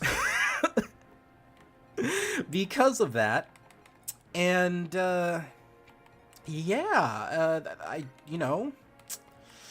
not fun. I remember one of the biggest like fights that we got on. Me and this guy were on the football team, and his nickname was Ice. I think his like actual name was like Issa, but like his nickname was Ice, and he was just saying some like really like stereotypical bully pompous shit. He was like calling me poor. I think I was buying ringtones on my phone to date myself. And he was what's it called? He was being a dick, and just overall being an asshole. So what triggered me the most was that he started talking shit about my friend Carlos. And my friend Carlos was like a little small, like mousy guy with like glasses, very wealthy, but like he easily bullied because he was like nerdy and stuff. And I hated it when people would try to bully Carlos because the kid was so fucking smart and like didn't deserve that shit. Also, like Carlos's parents both like lived in Mexico but would come over the border to come work in the United States. Like his parents were like some of the nicest people I've ever met, and like hardworking too. But like, man, like literally his dad worked on a farm as a kid and then became a fucking surgeon. So crazy. Sorry, I still think about that. And so Ice started saying shit, and then he started saying shit about Carlos, and that kind of triggered me. And I got up and I was like, hey, you don't say shit about him. And so he said, what are you gonna do? Of course. And so I punched him. I didn't think about the logistics of how he was standing, but he was standing on the top of the stairwell, and so I punched him in the face, and he tried to be dramatic because I didn't realize that there was a brother standing behind me. Brother being like the male alternative to a nun. And this particular brother, I'm gonna fucking dox him. His name is Brother Mariano. Fuck Brother Mariano, personally. I fucking cannot stand that dude. He was such a fucking asshole for no fucking reason, dude. Oh my god. Anyways, he probably was there for the entire ordeal. Didn't probably fucking care. So I punched Ice. Ice was overdramatic. Because he was overdramatic, he rolled down the stairwell. He fell down 2 flights of stairs to the next floor, and then he broke his arm. Okay. Was this a big deal for the team? Kinda, just because he was our backup quarterback. So his parents tried to... he was, like, gonna say that they were gonna sue me for assault and shit, and like all this other stuff. And then because of the fight, I had to come to school every Saturday morning to like clean the school and like do all this shit. Like it was, bro. Yeah. And then I got in 2 more fights for similar reasons. One because they were the high school seniors were like hazing people, and I don't put up with that. And like I stood up for some people, and I got in trouble for doing so, and yeah. And then so eventually I was like, Dad, you need to put me in a different school, because I'm just there. I'm not gonna be here long. And you want to know what happened? He did, and I didn't get in that final fight that they warned me if I got into that fight, I'd be expelled. So I think it's a win, like, overall. Okay, hold on. I need to see what Shadow said, though. Yeah, I still remember that one teacher that was reading my writing in middle school. She was so excited for me and excited my stuff and really inspired me to keep writing. Yeah. OMG, yeah, I was the emo and drama club crowd. I get you, bro, dude. Bro, I told you I graduated in 2014. You're fine. Oh, so we graduated the same year. Cool. My fancy got it because the kids swapped his Mountain Dew with pee. Bro, someone would be in a fucking casket if that happened to me. I will say there is this kid Taiwan that I invited to my house, and he stole my Pokemon Fire Red, and then I found it in his backpack, and I formally challenged him to a fight. We both had band together. Oh god, yeah, that's a reveal. I was in band in middle school because we didn't have a theater or drama club. But yeah, this kid Taiwan stole my what's it called? He was a fucking woodwind too. I should have known. But anyways, he tried to steal my fucking, or he did steal my Fire Red game. And then also insane, we graduated the same year. Yeah, not the woodwind, bro. Don't even get me started on fucking woodwinds. But oh, is this a good level up? That's all right. But yeah, he stole my Fire Red, so I took it out of his backpack, and then I was like, "Hey, what's this?" And I like lifted it up, and he was like, "What? What?" And I was like, "I invited you to my house because I thought we could be friends, but obviously, like, you're just gonna steal from me." And I was like, "I want you to meet me by the portables at this time." I'm like, "You don't even have to tell anyone. It can just be between us. But I'm going to show you what happens when you steal from me." And I told him, I'm like, "I'm not going to bring a weapon or anything like that." Like, I told him, like, just, you know, I told him man to man. I remember saying that. I was like, and I waited by the portables. He showed up late. And then he was like, "Do we really got to do this?" And like this and this. And I was like, "You stole from me." And I was like, if you're going to steal from me, you got to learn your lesson. And then we genuinely fought until a teacher came out of the portable and was like, "Hey, what are you doing over there? Hey, stop it." And then he like came over and like pulled us off. And he's like, "Why are you doing this?" And I was like, "He stole my Pokemon."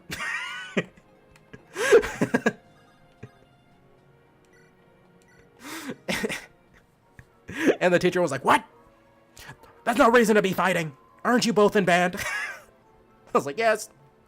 Don't tell the band teacher. She was so rude and mean. Dude, honestly, it's funny because when you put it into context, at that time I was fat and emo. So like, if you want to imagine it with me like taking off a glove and then throwing it at his chest and be like, "You fool, I challenge you at dusk. Be there or have shame fall upon you and your family. Or in other words, be square. Good day." That's literally what happened, honestly.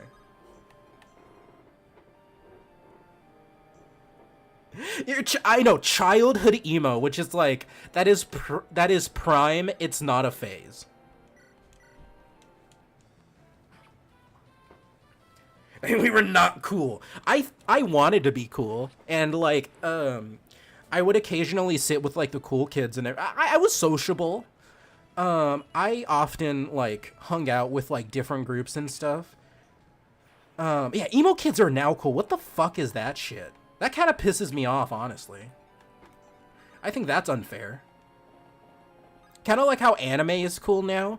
Man, if I would have brought up anime in fucking... Man, if I would have brought up anime in middle school, I would have got swirlied to death. I will say, as an update, that kid Joshua Nolan, who I fought for calling me the F-slur for my SpongeBob backpack, he made the same mistake of doing that to another kid named Aaron. And Aaron was like 6 foot tall in middle school. No, he felt like he was 6 foot. He was probably like 5'3", 5'2". Like he was tall, and he also was like very big. He was a very big dude. He was bigger than me. And he made a mistake of, like, bullying him. And so Aaron beat the shit out of him. He beat him up so bad he fractured his fucking rib. And I remember just being like, when I heard about it, because I think I saw, like, the aftermath of the fight. I think I just saw, like, Adrian laying on the ground. And I was just like, good. Good. And my friend, I remember my friend at the time was just like, he fractured his rib, he might die. And I was like, good, I don't care. Fuck him. Man. Now that I think about my friends at that time too, oh my gosh. My friends are so cool. I hope they're doing good.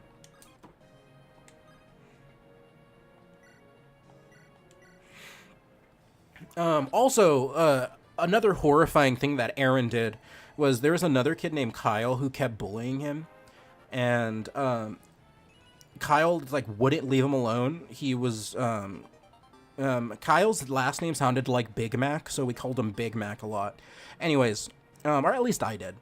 And what's it called? Can you attack from here? No, you can't. Yeah, right there. Yeah.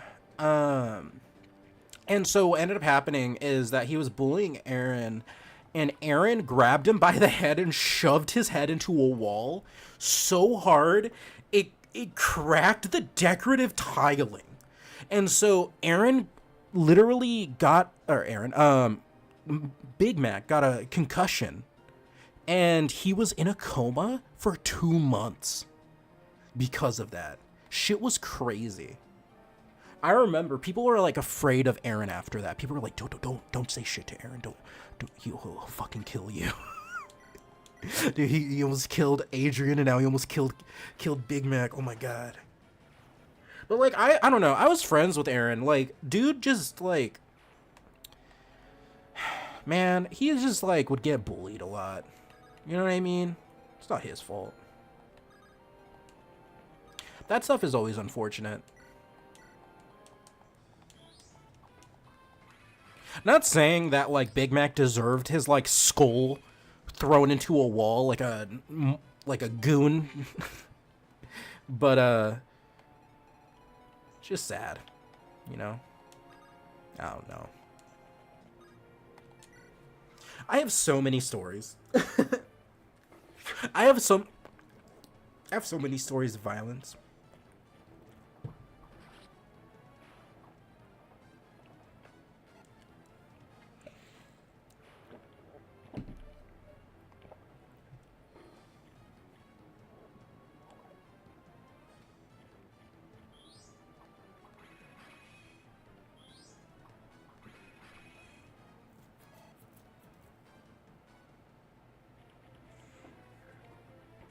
My fiance had so many rumors about him at school. He got accused of threatening to bring him to school and got suspended. The guy who told the teachers was the guy who actually said it, which is crazy.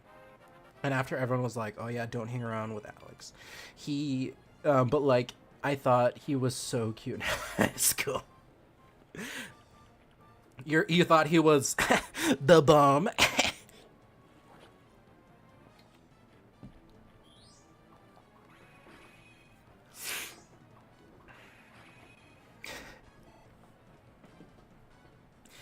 No, yeah,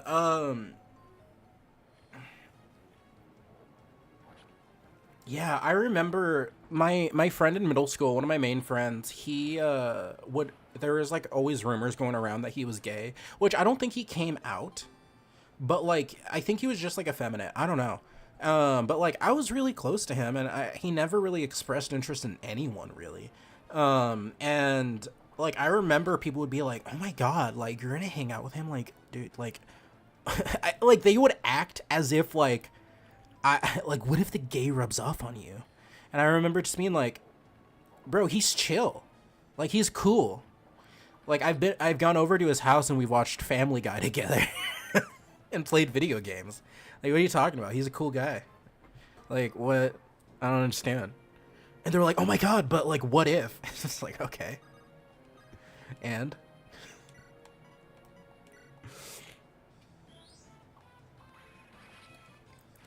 Junior, you're my fiance dressed as Link from Zelda, and I swoon, not gonna lie, bro. That's just Riz. He did that particularly for you. He just hasn't told you yet.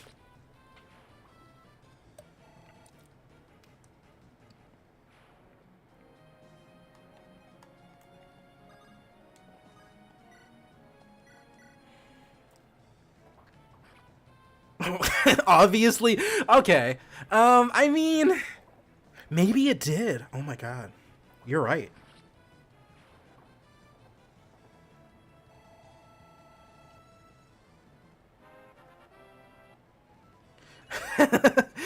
Exploded.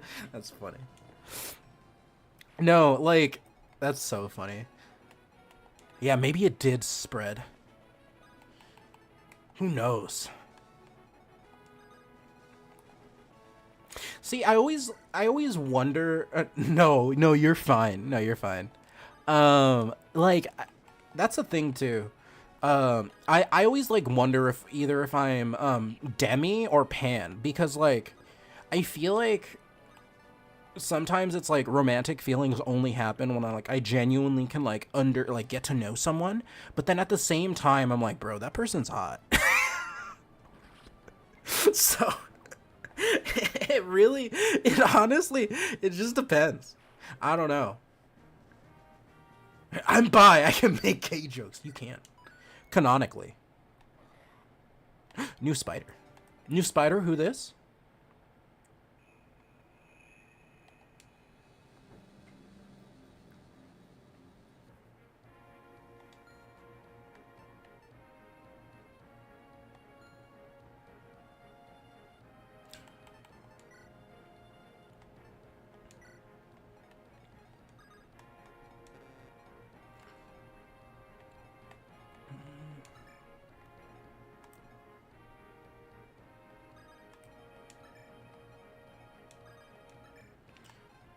Okay.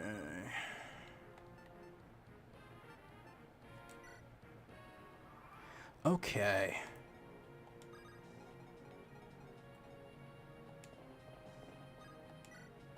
Taste my steel.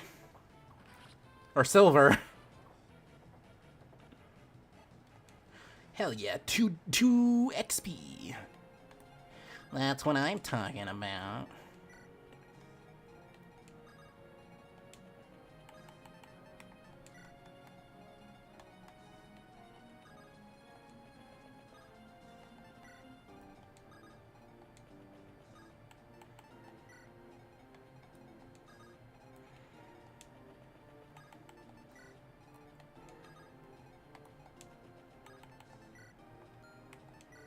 Is this Arthur? Okay.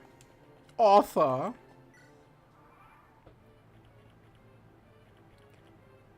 No! Leave loot alone! Oh, never mind. Loot's good. Also, guys, I think I swallowed a hair, so I might die within the next 5 minutes. I accidentally maybe swallowed a hair. This ain't a drill, yo.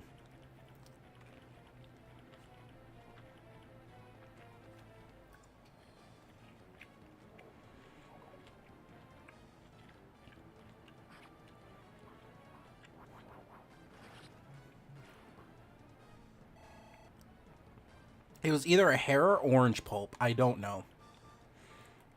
I'm not intelligent enough to tell the difference. Arthur, no! I appreciate that you keep the little guy in the left corner. He is a member of this family, Broccoli. Okay? Did someone just die? I looked away for a second.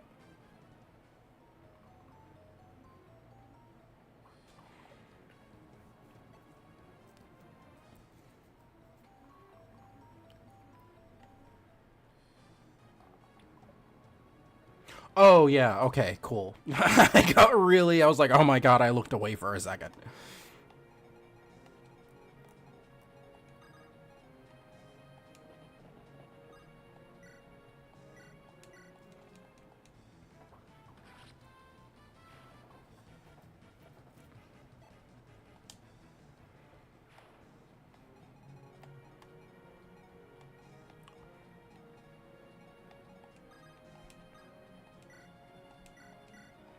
On guard. Saw, dude. Yeah, take that, broski. Whoa, I leveled up.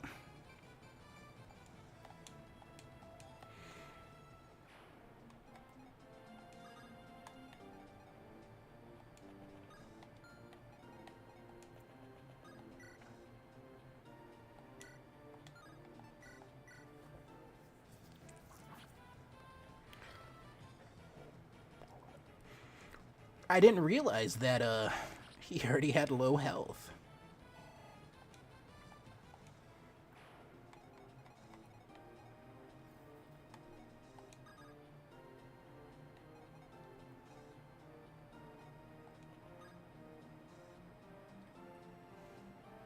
OMG, the 4-year-old I babysit. Oh, sorry, 5-year-old.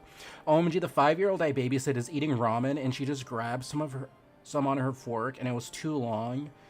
So she just grabbed the noodles with her hand and put half of them back in the bowl.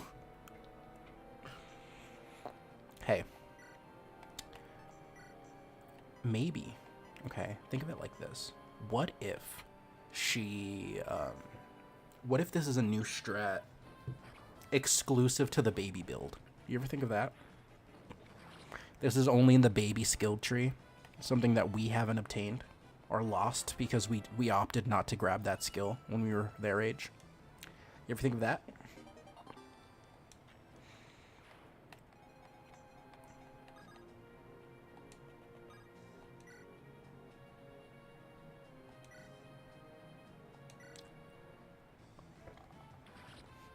Your last message looks like you're calling me a 5-year-old, which I think is hilarious. I'm sorry, 5-year-old.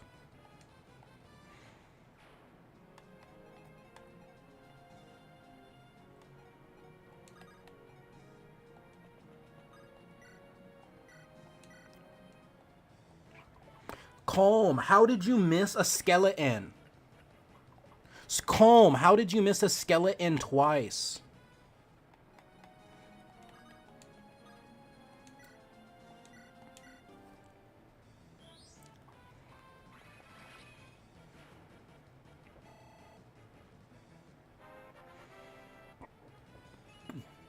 Ooh, I seem to have leveled up again.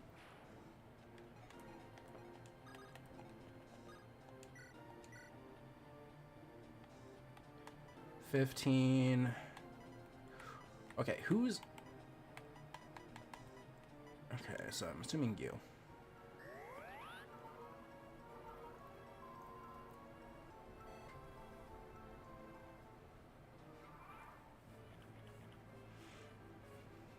Joke's on you, loot is agile.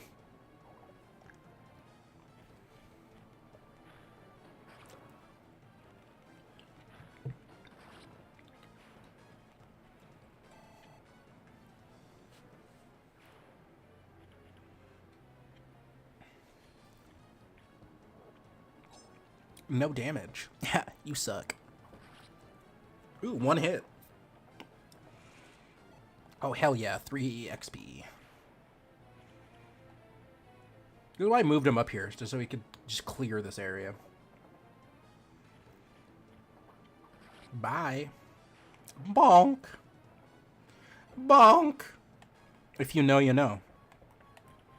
Puppy Pow Mitch. Bonk.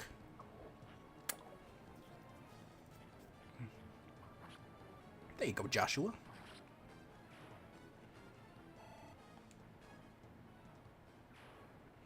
You're stuck. What do you write? Do you have anything that you are... I mean, like, are you stuck...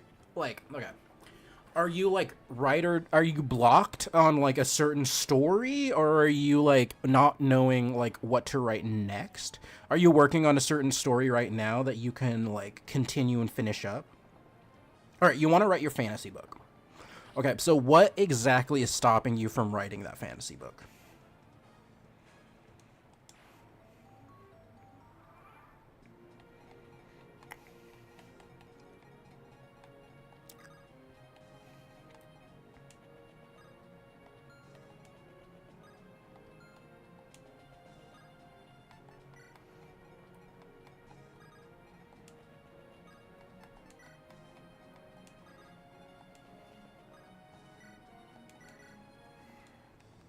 Die, foul creature.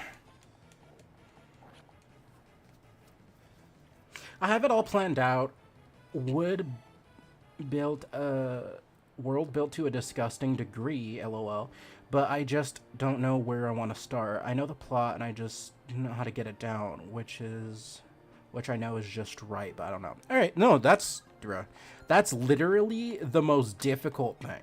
Sometimes it's knowing where to start, but, like, also, like, sometimes starting where you start a story is just as important as the content of said story, right? here's what I'm gonna say. And this may be an unpopular opinion, but this is kind of how I dive into some of my books. Write a scene you've been wanting to write. Okay? If there is or one of my favorite things, write a character introduction. Right? That's how I love. Literally, I've started with a character introduction and it's turned into a chapter. And then literally during the editing process, during the line editing process, I'll just reframe it or add to it. Yeah, like, have a character, you already know what they look like and everything. And then just, oh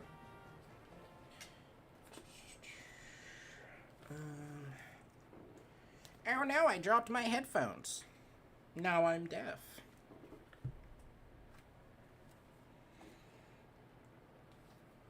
Yeah.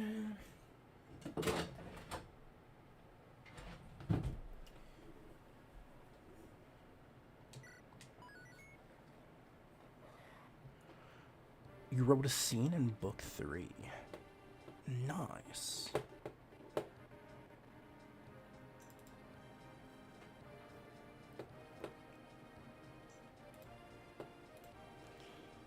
Alright, give me 1 second. I'm getting something open.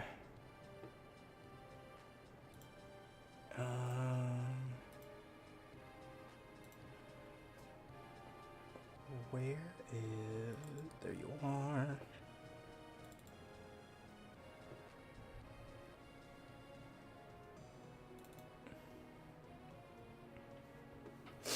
Alright, Shadow.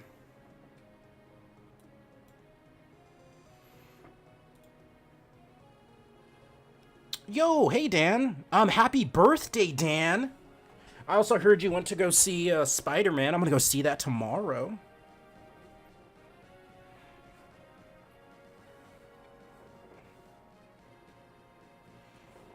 I hope you had a fun birthday. And I hope you are doing good. If your birthday was yesterday, happy belated birthday. I'm opening up a Word document. Currently, because I want to read something real quick. Why are you taking so long to load? Jeepers!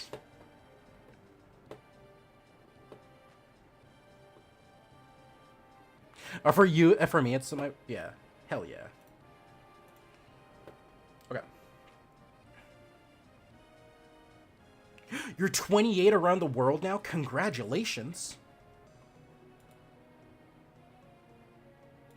I will say, ever since I turned 25, I feel 25.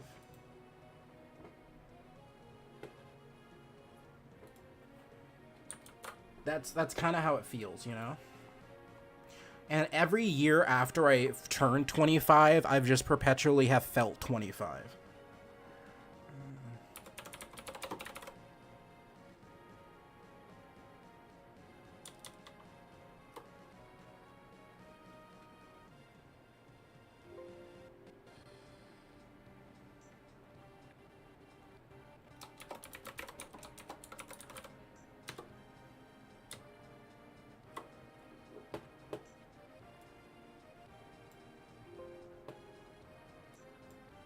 Oh my god. You're not ready. Bro, I feel that. Posture check? Oh my god. Oh my god, I got up and I felt like 7 pops all around my body. Oh man.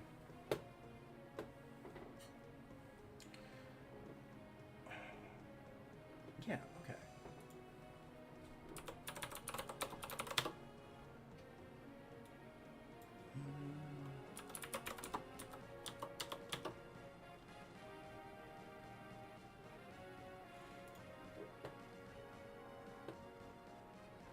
Okay. I'm gonna mute the audio for this. Or better yet, I'll just keep it on. Alright, Shadow. So, for one of my books, this is the technically the 3rd book that I wrote, but it's gonna be probably the 2nd book that I publish. It is a post-apocalyptic heist book that's inspired kind of like Mad Max. Some of the bounty hunters and stuff kind of have Star Wars bounty hunter type vibes, but I also wanted to go for like a spaghetti western vibe as well. And so this right here, I had no idea where to start this, but I knew I had a character in mind, right? And so I started this book, or started the process of writing this book with this opener. And so it literally, now it's not until chapter 9, but the book's also 365 pages, which is pretty good for part 1 of the 2-part book. But, yeah. Anyways, it's a woman sat at a polished... Oh, this is also... Preface, this is bare bones. This is first draft. Literally, no grammar, no... Nothing has been done to this. Okay. So, a woman sat at a polished oak bar counter. There were endless scuffs and chippings made from knife games and past scuffles. Bullet holes had been plastered and painted. Even the floor had been sanded and repaired from misfires and past shootouts. Station 9 was a quiet station, but was famous for being a place where you settled debts. The past station leader had run it like a dictator before he was usurped by Nona, his daughter. She disbanded his beloved arena where creatures and men would fight to the death in a merciless blood sport known as Cowl. She held a distaste for needless death, but that ideology was born from the love of her station and what would be her position. Well, position means job in this world. Above the singular woman who sat at a bar, a ceiling light flickered weakly overhead, almost as if ushering the startled patrons upstairs. The ceiling lamp swung with the others. Blood dripped from a select few. The bartender and tavern owner of over 30 stood behind the bar, sitting in awkward silence after the carnage that had ensued. "Leave the bottle," the woman ordered, putting a lit cigarette to her lips and inhaling the soothing vapors. The cigarette was stale and partially wet from the spattered blood, but she didn't care. The tavern owner left a near-empty bottle of red whiskey and left her to go upstairs. Or left her, and he went upstairs. Upstairs was an inn, several rooms for passers-by and wandering dreamers. Dreamers are people who want to make their lives out in the wastes. The business owner had told the patrons to go upstairs as his new customer had slaughtered a few diamond heads that came looking for a fight. Diamond heads are a gang of snake-themed people. It's a mafia. It's Diamondback Mafia. They also manufacture the Sand Sailors, which are ships that traverse the wastes, the deserts of this world. She had slaughtered a few Diamondbacks that came looking for a fight. They knew exactly who she was: a bounty hunter, assassin, thief, spy, or whatever she decided to go by. It changed by the week. One thing was certain: there was a price to everything, and she'd gladly get paid for it. Gira's mechanical fingers whirled as she left the cigarette in her mouth and poured herself a glass of whiskey. She then took the cigarette out with her right hand, exhaled the smoke, and then shot back the glass of warm alcohol. She shuddered and took another drag of her cigarette before she poured herself another shot. She downed it and slammed the glass down. She began to take a drag of her cigarette as she tapped her rubber-padded fingertips rhythmically on the side of the glass, her brass fingers whirling with motion. She was waiting, but luckily, it wouldn't be long. The sun-heated barrel of a shotgun pressed against her back, in between her slouched shoulder blades. She paid it no mind, bringing her stump of a cigarette to her lips and inhaled. 5 more Diamondbacks entered the tavern, rifles drawn and aimed at her back. The reinforcements fanned out behind her. Their target sighed and began pouring herself another shot of whiskey, holding her cigarette with her lips and exhaling the smoke through her nose. A sly smile slithered across her lips. She ended the cigarette on the bar counter and lit herself a new one, procuring a near-empty pack from her inside pocket of her duster jacket. She lit it and held it in her lips, raising her hands above her head in a half-hearted surrender. "Keep 'em up, or else," the leader of the Diamondback crew ordered through gritted teeth. Before the whiskey-enjoying woman could respond, 2 other Diamondback members forced her from the bar. They took the pistol from her hip and forced her to her knees. She held onto the cigarette with her lips, exhaling smoke through her nose. Her knees were quick to soak up the stale blood that pooled on the tavern floor. She looked around at her aggressors boredly, ignoring the 12 Diamondbacks that laid slaughtered around the tavern. It was disarray. Bodies on the floor, overturned tables, and in a booth. One was in several pieces, and the other had been cleaved in 2. A plasma hatchet lay on the man's corpse, out of fuel. All had been killed by this one woman, less than an hour prior. Gira Chrome, the shotgun-wielding Diamondback, snarled in a feminine voice, her hands shaking from a mixture of rust rash and rage. "Conda's gonna be real cross with you." "Just Chrome is fine, love." Chrome glared with a sinister grin.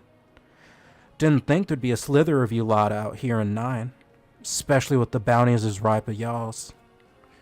The 6 Diamondback members looked around at each other, each trembling from the gore around them.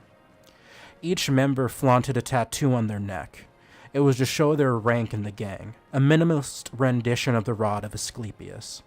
They wore the signature flat-headed serpentine helmets, their large lenses illuminated with reptilian eyes on their snake-like helmets. Together, they turned their attention back to Gira, ready to kill the woman who had been hunting their gang. "If you're gonna pump me full of buckshot, can I at least finish my drink?" Chroma asked coolly.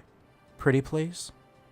The female captain of the squad of Diamondbacks hesitated to answer, then after a short delay nodded and pointed at one of her members with the barrel of her gun. "Get it for her," the female Diamondback ordered, pointing to a bar with her gun. The member nodded and snatched the bottle of whiskey from the bar counter, and she handed it to Chrome. "Thanks, darling." Chrome winked. She couldn't help but smile as she brought the glass to her lips.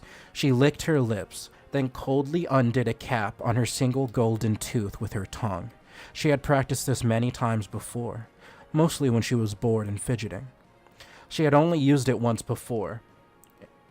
She poured a portion of the whiskey into her mouth, made sure not to swallow. Her eyes darted to the feminine-looking leader of the Diamondback, and with a smirk, she spit the delicious whiskey forward like a tantruming toddler. As the liquid left her mouth, she clamped her teeth shut with a loud chatter. Her top tooth with the silver filling clacked against the exposed flint on her golden bottom tooth. There was a spark, then the alcohol erupted into a blinding fireball. The lacquer she gargled with once a day kept the whiskey from igniting within her mouth. The Diamondbacks screamed in pain as their heads-up display nearly blinded them. This was all Chrome needed. She turned to the man on her left, aimed her cybernetic right hand at him, flexed her forearm and fired a large explosive round from her palm. The cartridge exited just under her elbow. She winced as a vibration rang up her shoulder. Like a stake, it stuck into his chest. Then after a second, everything in his chest cavity exploded out of his back, his insides painting the table in the bar behind him in gore. Yeah, so it just basically, just keeps going. Yeah. So basically, she just fucking obliterates them. She just fucking eviscerates them. But yeah, I remember, the initial thing that I wrote for that was her sitting at the desk, her smoking a cigarette, the smoke coming up and rolling off the brim of her hat, her having this wide brim hat too, her having what's it called? She's mixed, so she has like braided dreads too. But yeah, so I had this idea for her, and for her to have this cybernetic arm that can also turn into like, it can, if need be, can like shoot as well. Yeah. I don't know. She's honestly, Gira's like, or Chrome, is like one of my my most favorite characters that I've done. She's just a badass. Thanks. I think that my problem is that sometimes I feel like I over-describe, and I never know when to like let the reader imagine. Sometimes I always feel like I need to describe every little thing, when a lot of times it's like, bro, you can just like, you know, just let them be. You don't have to like describe everything.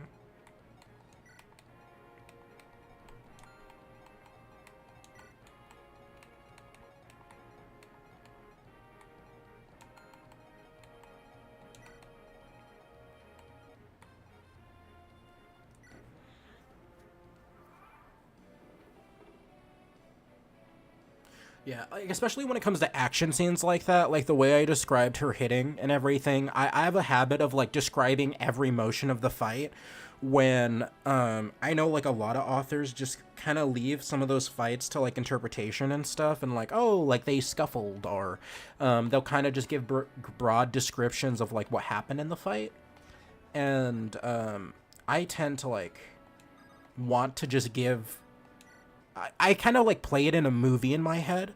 So like if I'm imagining choreography for a fight, I'll kind of like sit back, close my eyes, and just like play it out. Or like I'll even like stand up and like play out the movements myself, and like try to see, oh, like, and especially with the young adult fantasy that I'm doing, like I literally, when there's a certain way a character fights, and I've literally have been like, wait, okay, if he's punching like this, okay, he's like this, how does he kick? And like I literally will do the fighting that he's doing so that I can figure out what feels the most natural attack to do. Because sometimes it's like, oh, if you're rolling a certain way, sometimes like punching isn't going to be the best bet. So like, oh, if he were to anchor himself with his claws and then dash to this side, then he can get more momentum, or use the momentum when anchoring his claws against it as an attack would be really cool. So like little things like that too. But yeah, I don't know. I also, I recently sold it, but I had a punching bag, and so literally when I would hit the punching bag and like train and stuff, I would just like think about, oh, like this combo and this combo and this combo. I mean, it helps also that I was in kickboxing and karate and stuff, but like, you know, just thinking like, oh, like, realistically, if you're in this fight, like, how are you going to fight something, or in particular, fight people who are taller than you? Because that is an immense disadvantage. So, like, putting the punching bag at a higher elevation so that you're punching up, and then being like, oh, well,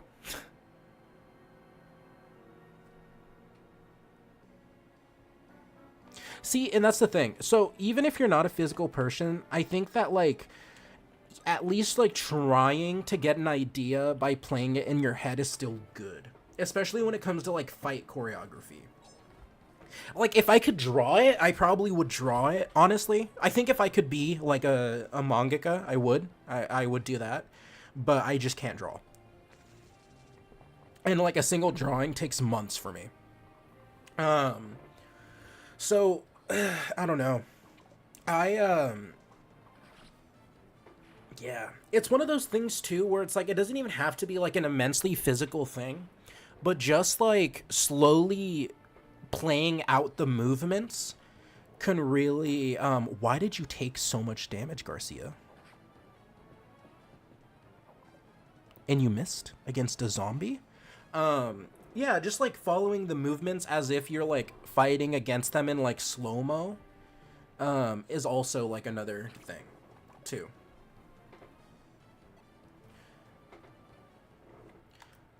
But honestly, that's how I do a lot of my choreography, where I'll kind of like imagine it as if it's happening and then be like, okay, how would this happen? Okay, well, if these people are here in this room and they're standing right here, they're all shooting at this person at the same time, which means this person would have to dive this way and stuff. So like I think way too much. Sometimes I'll even do diagrams. I literally joke because I have a lore Bible where I have literally it tabbed and it has like the lore of like most of my stories.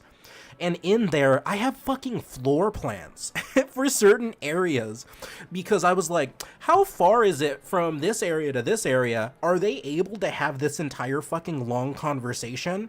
And then when I looked at it, I'm like, no, this is literally like a 2-minute walk. Why are they having 6 dialogues with each other? Like, unless they stopped, unless they like actually stopped and started talking outside. So I made a floor plan. Like a multi-floor plan for it, which I guess like also is kind of neat because like when I publish it, I can also include those too, I guess, because I guess like people like that kind of stuff. If you want to know how nerdy I am, Shadow, I needed a way to explain magic. I needed a way to explain magic. Why is it doing that? 1 second.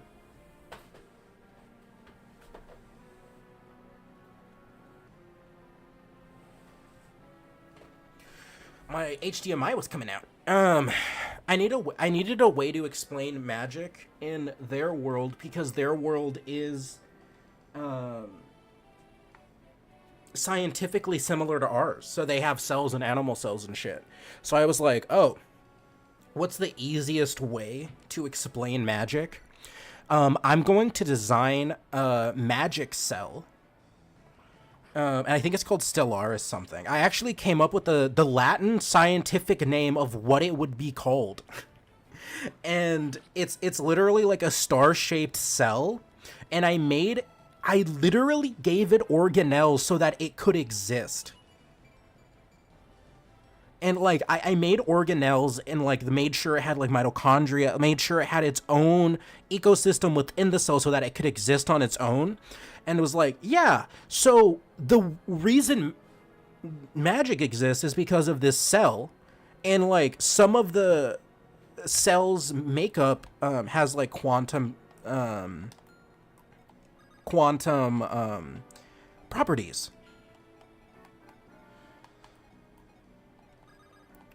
But yeah, so it's something I didn't need to do, but the reason why I did it was because there's a scene where the protagonist is with his friends in science class, and then they're like, oh yeah, we have to draw and like label cells. And then he was like, okay. And I was like, oh, wouldn't it be cool if like there is like a non-human cell? And I was like, well, that wouldn't make sense because that would still be like an animal cell. And I was like, oh, well, you know, what are the particles in magic? Those are magic cells. That's what makes up magic particles, right? So when they're labeling their cells in math class or in science class, they have to label 3. They have to do the animal cell, the plant cell, and the magic cell.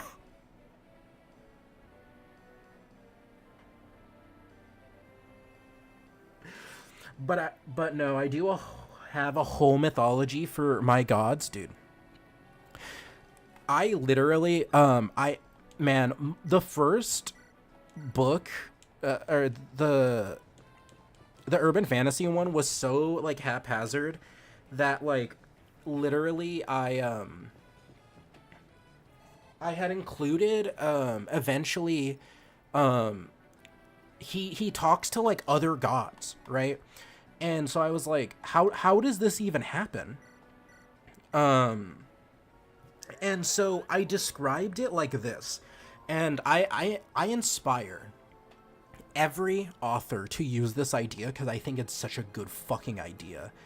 But the idea where gods and mythologies all exist simultaneously, but they are like ants in an ant hill. You do not mix ants because they will fight. But anthills exist independently. So that is how it exists in this world. There's different anthills where all the gods exist, and these exist in like other realities. Some gods are strong enough to look outside of their anthills and leave their anthills. Some gods are not. And so when they in that world use magic, they can use magic to look into these other realities and commune with gods and receive blessings, which are brands that are put on their body of these gods that enhance their abilities.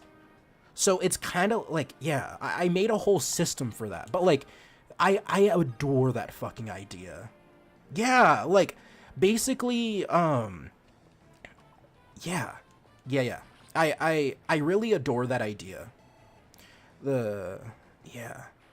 Because, like, I mean, like, even in, like, Christianity, the impliedness of other gods by saying, you shall have no other gods before me. And, well, not just that. I mean, that could also be instead of him saying, like, don't follow any other religion or else. But, like, it's, there are so many instances in the Bible where they do talk. I mean, Hades literally comes out in Revelations. And so does Thanatos. Like, by name. And the Leviathan, too. Like, like, Hades by name. Also, like, all of the... Yeah, there's a lot. If you've read the Christian Bible, it's obvious that other gods do exist within the Christian lore. But, yeah. I also love the theory, and I don't know if you've heard about this, Shadow, but you might like this theory. There's a theory that the person who wrote the Bible was Loki. And that the devil is, what's it called? Man, I'm forgetting the fucking theory. Basically, it's the idea that Loki wrote the Bible to, like, make himself look better because Christianity is post-apocalyptic Norse mythology. And, like, man, if you look up the theory, you'll be able to find it a lot more, like, in-depth and stuff. But, like, it's so funny and interesting. Like, there's so much on it, and there's so many people who dive into it. And for whatever reason, it just, like, it just lines up so, like, I don't know. It's so funny.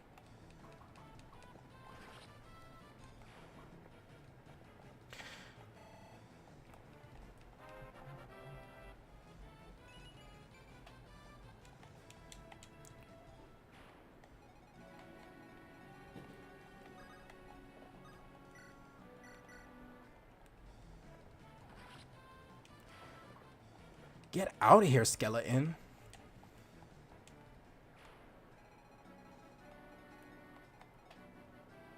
Why is Nemi by herself? 1, 2, 3, 4, 5, 6.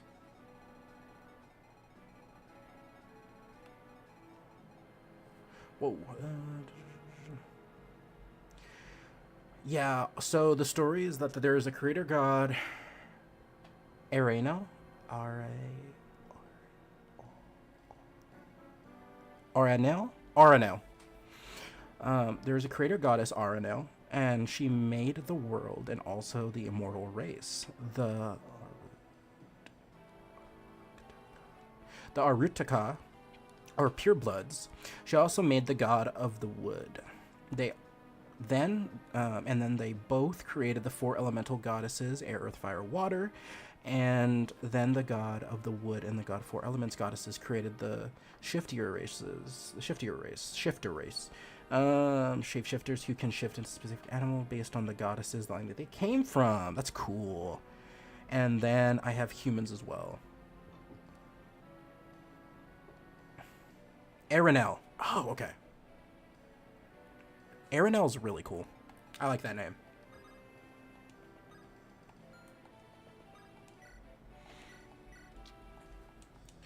Get out of here, foul creature.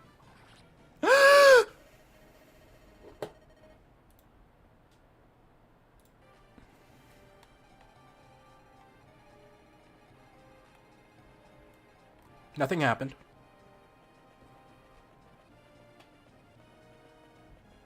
Nothing happened. I don't know what you guys are talking about. Nothing happened.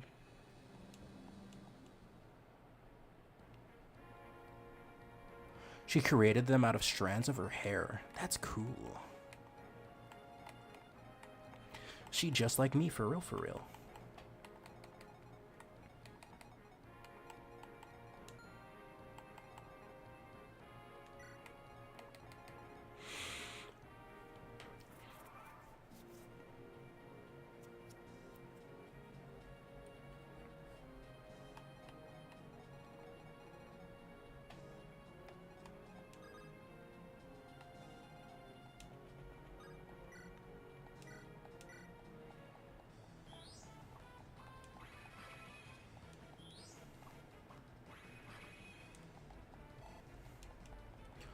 Off. Oh, I'm happy my weapon level increased at least.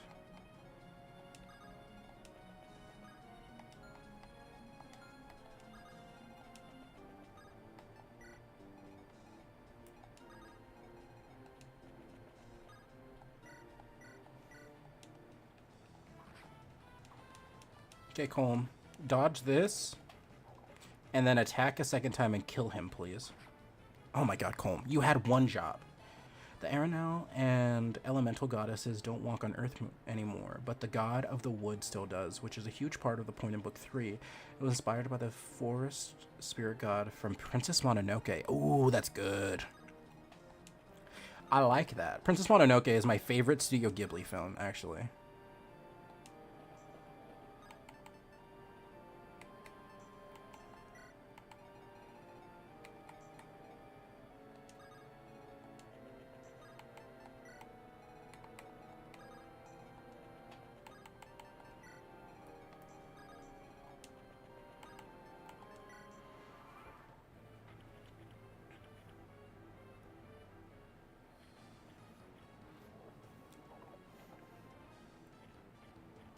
If you want to see a good anime movie, one that I saw recently was, it's called Look Back, and it's by the creator of Chainsaw Man.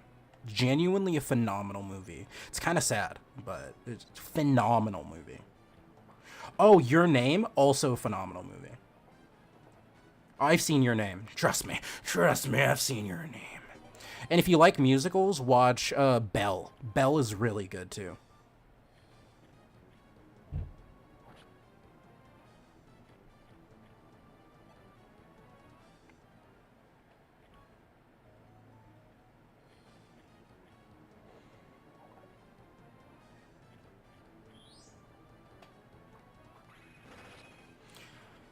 Yeah,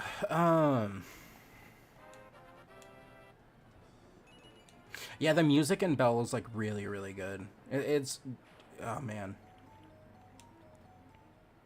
Yeah, I saw Your Name around the same time I saw, A Silent Voice. Fuck, dude, A Silent Voice fucked me up. Oh, my God. That was rough.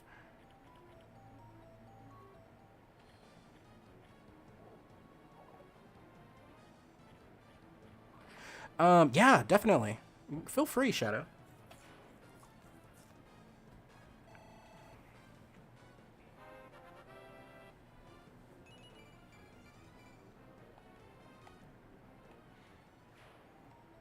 I'm a fast reader, too.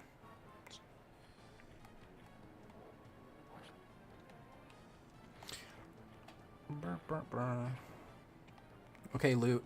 Okay, loot. Oh my god.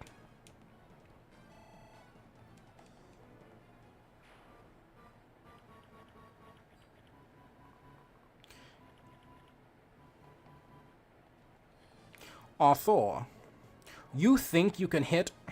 Arthur, take this. Oh, in this.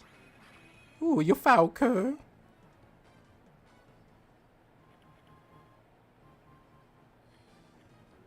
Yeah, I can send you... I have a 10-page submission that I sent to, like, agents and stuff. So I can definitely... I'll send you the... For my young adult novel, I have a 10-page submission I can send you. No, that's Arthur's voice. Because when I saw him, I was like, ooh, his voice is, you know, he looks pretty prim and proper.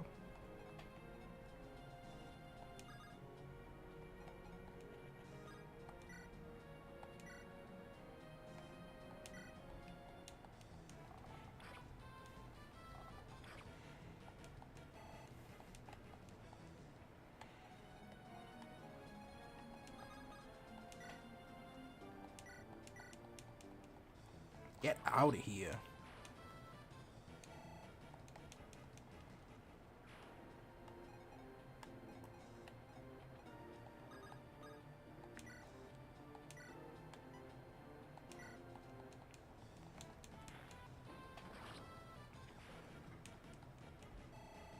Oh my god, seriously? Right at 99? Oh, bother. Oh, jeez. I recently found out that the voice actor of Piglet plays the old man in Ember's New Groove who throws off Cusco's groove. And now, if I ever see that movie again, I'll never be able to unsee it, unfortunately.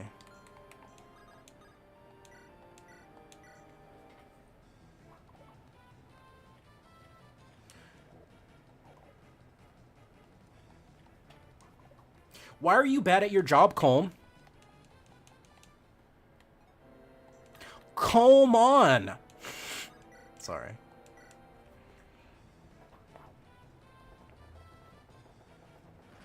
At least I can rely on Seth. Seth, the real protagonist!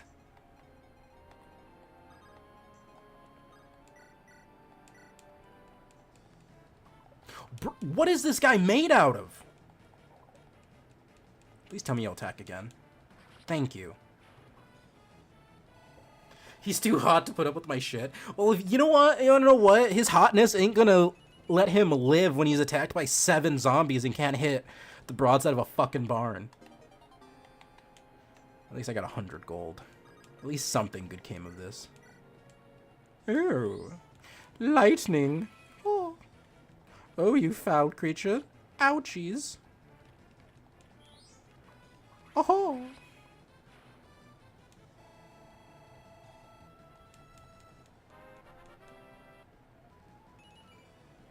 What the fuck is that? Sure. Oh, so they're all just gonna attack him? Okay. Can I get a 1 hit? Bonk.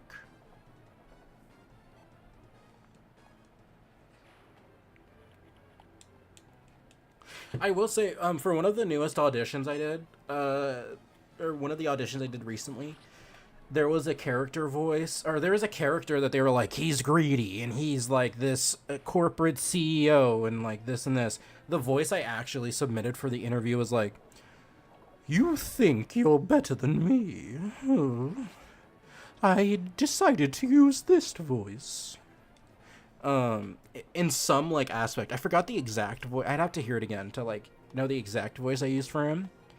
But like, oh, you think you can come in here and rabble house in my dojo? Oh, I think not. Just because I'm sure everyone was gonna be giving him like, oh, you come into my house, you know, like these like really like cool voices, and I was like, it's a cartoon. Yeah, and then there was another character who was like, they were like, just do like growling, like he's supposed to sound angry, and like I think one of the line reads was snarling, and another line read was growling, and then another one was just give, and then so I did give.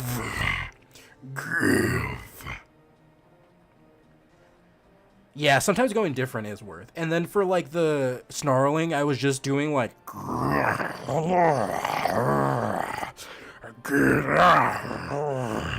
I was just doing that. And then like adding in a little bit of like in the back where it's just like for the snarls of just like doing that. And then I was just like, well, nope, this is good. I hope they don't hear this and just be like, the fuck is this shit?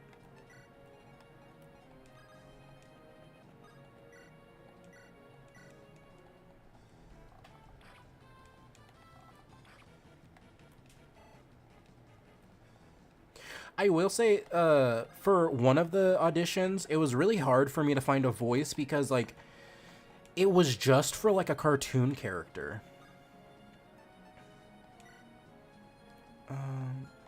What's your health at? Alright, you're at full health. It was just for, like, a cartoon character. So, like, I wasn't sure, because he was just supposed to sound, like, happy and stuff like that. So I wasn't sure what kind of voice I was going to use, but I ended up just using this one. Because I think that it lends more towards, like, a happy character. And then with this, if I want to be serious, I can go down here. And I can be super serious, but the voice still sounds the same. Or if, you know, he just wants to sound normal, he can just sound like this. But yeah. It basically was the anime protagonist, but a little bit higher. So, you know, it sounds a little bit more like a cartoon character. At least that's what I thought.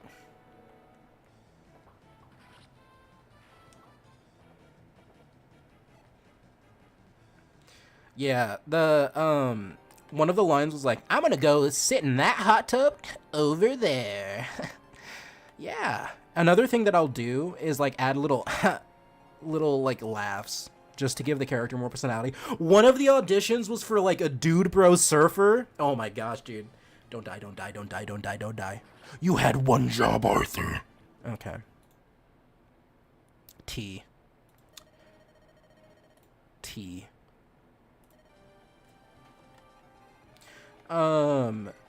What's it called? Fucking... Oh, it was a dude bro surfer. So I went ahead and, like, used this voice, you know? And I was like, bro, yo, little dude, that's, like, pretty cool, you know? And I'm pretty happy with the kind of voice that I used for him, because I felt like it, you know, I felt like it matched him pretty well.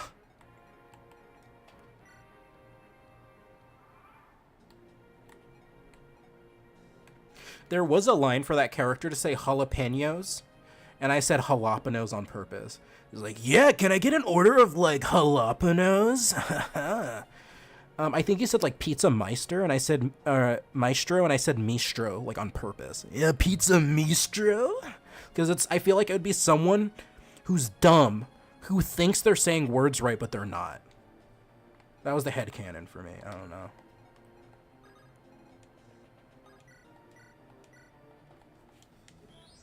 That's actually how I sound in real life. I'm actually a dude bro.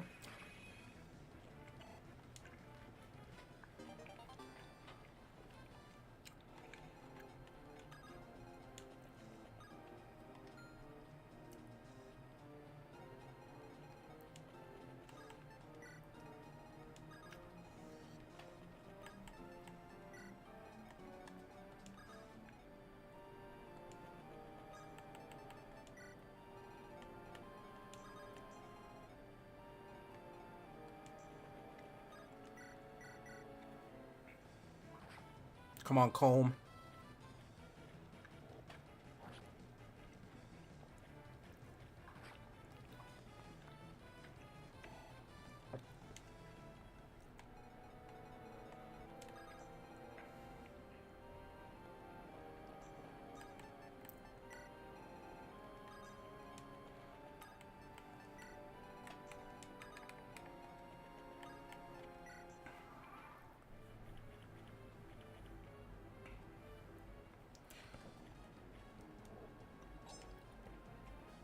LOL.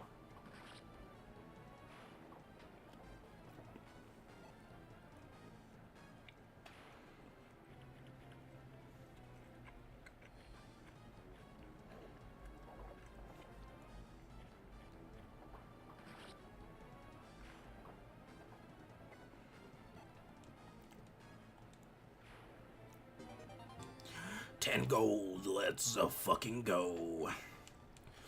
Colm, if you get hit, I'm disappointed. I'm disappointed. I'm less disappointed. I'm a little bit lesser disappointed.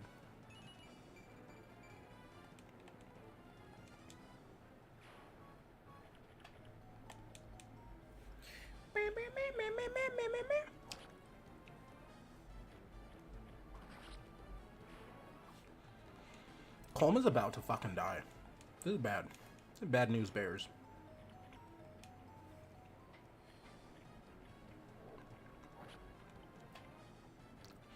Oh, you thought you could attack Arthur? I will show you the light.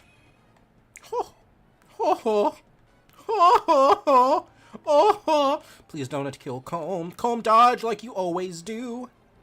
Colm, now give him a taste of your knife. Now give him a taste of your knife a second time.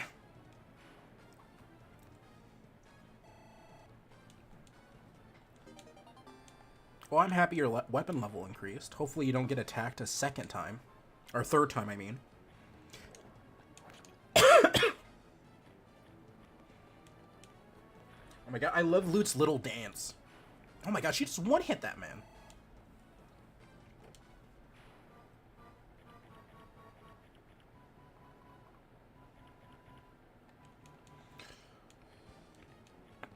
You think you can hit... Oh god.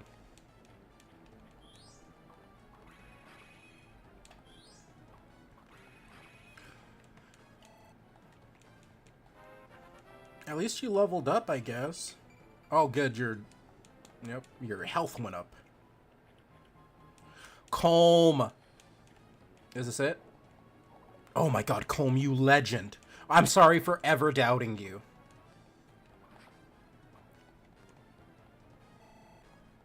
And a level up.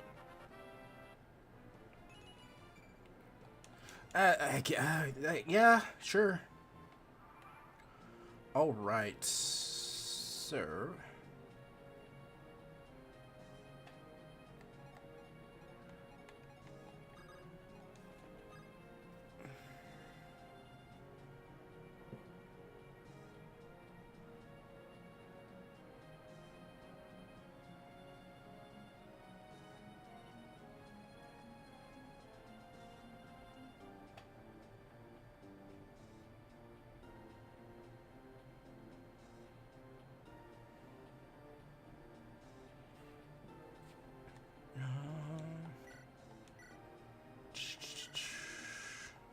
He is too hot to put up with my shit, you right. I love this is like not even,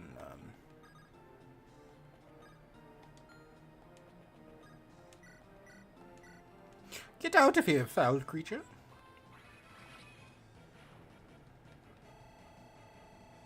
Oh, wow.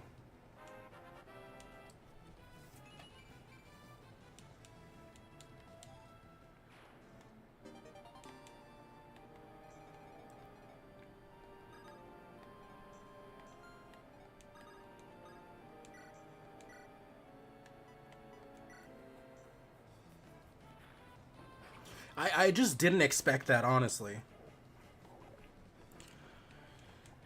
That was pretty sick nasty. Oh my gosh. And a good level up? Oh man, Lute's so cute. I love her purple hair.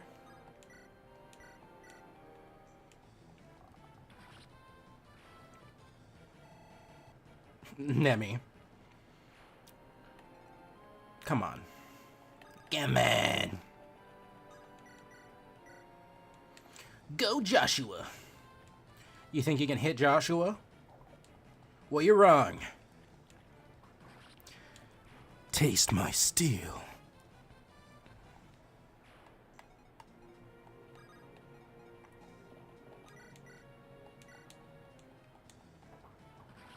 Bonk.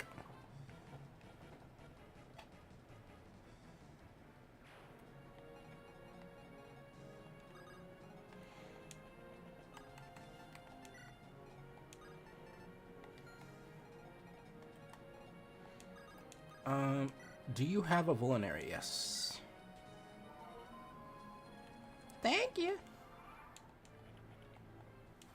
You think you can hit Prince Ephraim? Well, you're right. But he'll hit you twice.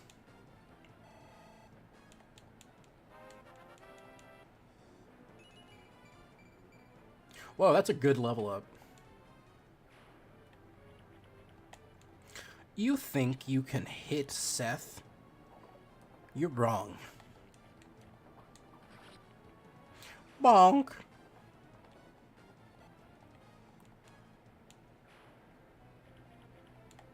If you all attack Seth, you are gonna die. Just so you guys know. Like, he is kind of over-leveled. I probably didn't even need to bring anyone besides Seth, I'm being honest.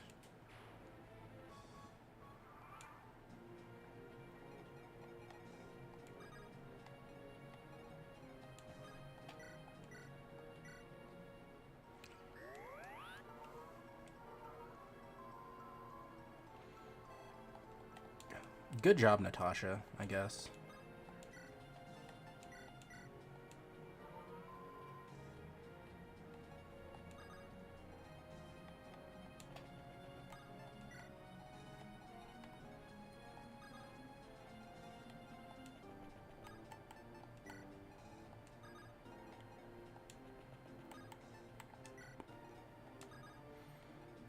Yeah, Ephraim, go over here.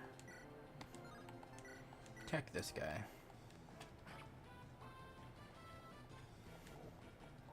Oh, good miss.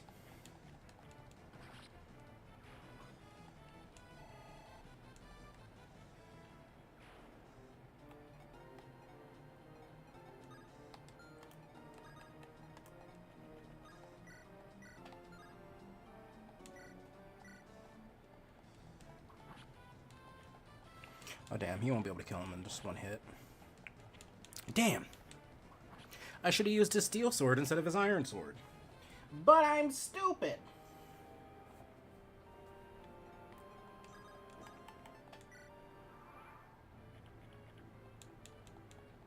Why Joshua?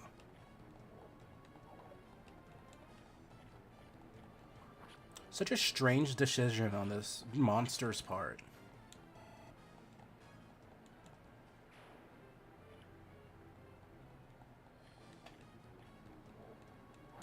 I mean, this made sense because you were, like, right there, but...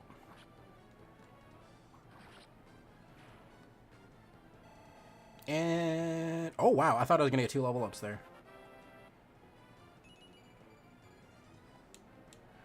Nice. Map clear.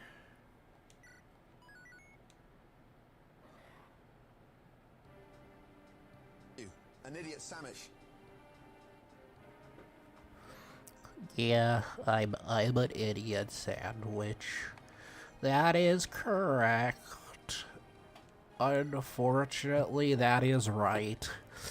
I am known in these parts as the idiot sandwich. I apologize for everyone that I've left astray. Don't mind me as I eat a piece of salami. Go on. Cry. Cry your little bitch tears.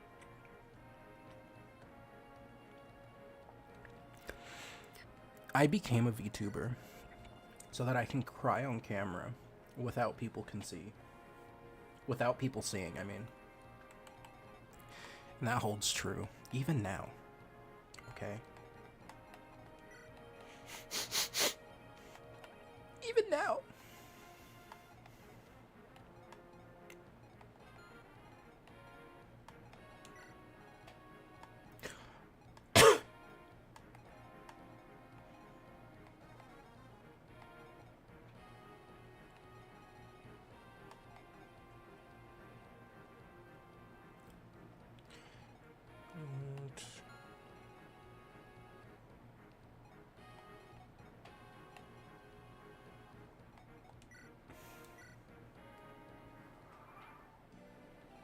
Oh, damn, there's Fog of War.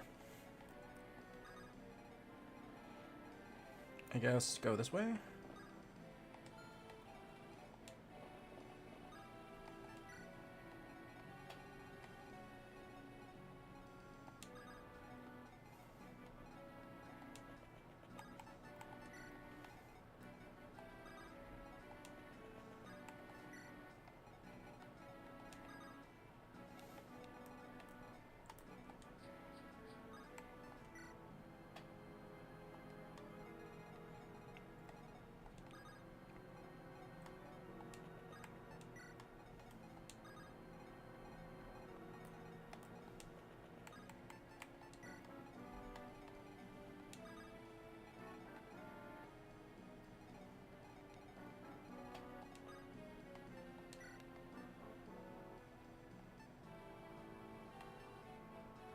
Oh, so that lights up an area. Interesting.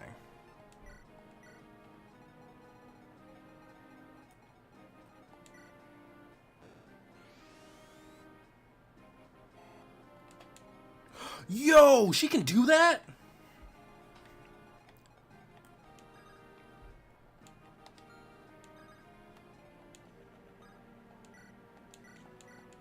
That shit was sick, yo.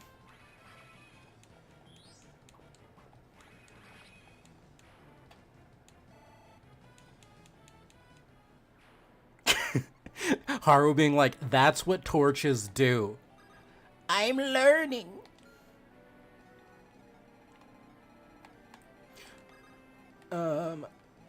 Where are all the bad guys at? How do I dash as a bonus action? Ooh. That's spooky. Oh no, you guys! Oh no. Bitch. Oh no! This is genuinely bad. Please, please. Oh, you fucking legend. That 1 XP leveled us up. Let's go. Why is everyone going for her? Why is everyone picking on her? Ross, dodge! You almost got 1 hit, Ross. The fuck are you doing? Ross! No! Don't! Fuck, I knew it. I felt it coming. I felt the cum. Shit.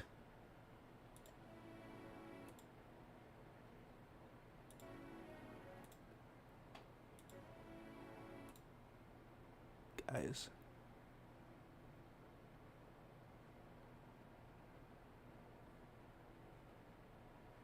I accidentally saved instead of loading.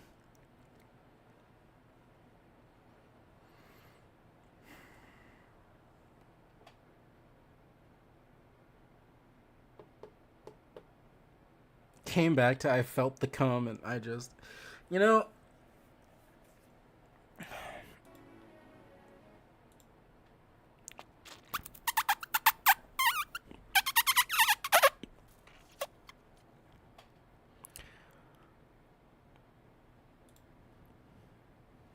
Welcome to the start of stream, guys. I hope everyone's doing good. I hope everyone's doing fine.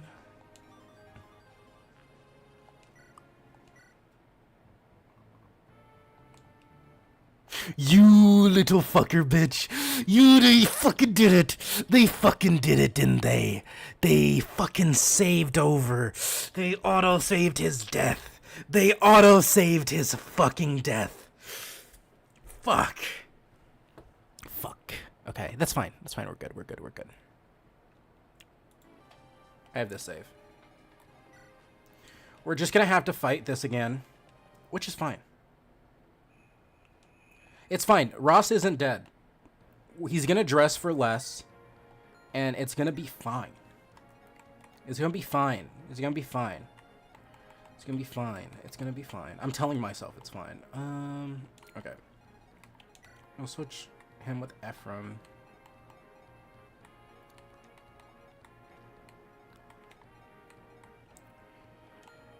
I want to level up Garcia. Look at what they did to my boy!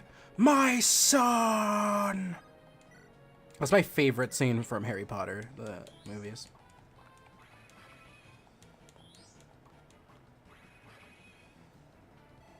When Cedric Diggory dies, Robert Pattinson, and his dad's like, look what they did to my boy! My son! My son!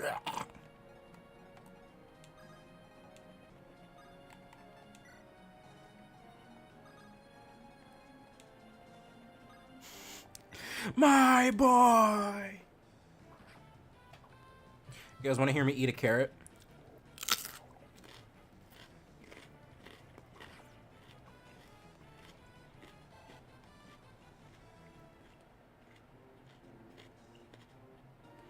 It's a pretty good carrot. It's a baby carrot.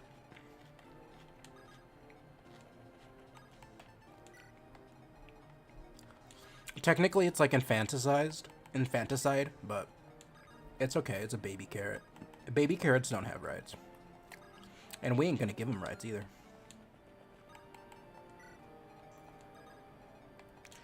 I'm just eating my baby carrots. Now, actually, I saw a bug skittering and I fucking grabbed it. I grabbed it off the ground and just...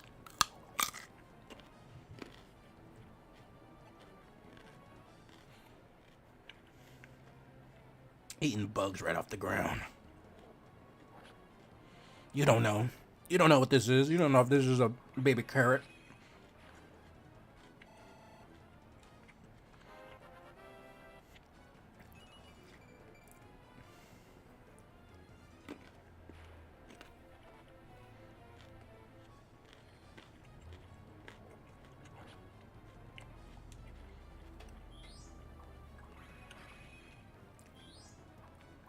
What's funny is that I have 3 people in my head who can die. But the people who have died are people I cannot have die.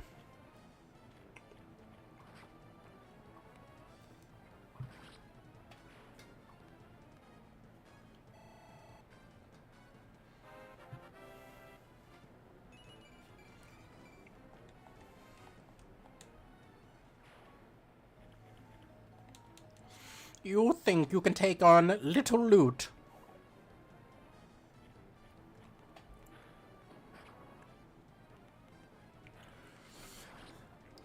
Yeah, it's I've lost France, and I accepted that France was a lost. Yeah.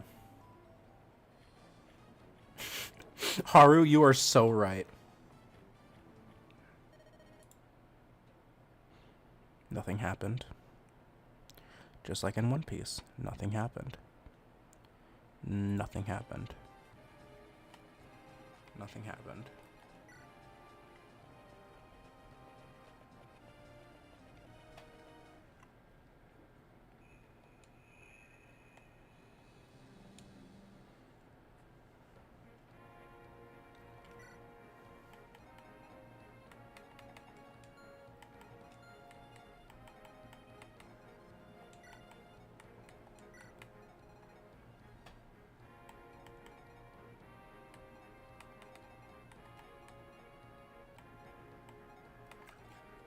I'm actually gonna switch Colm out with Garcia.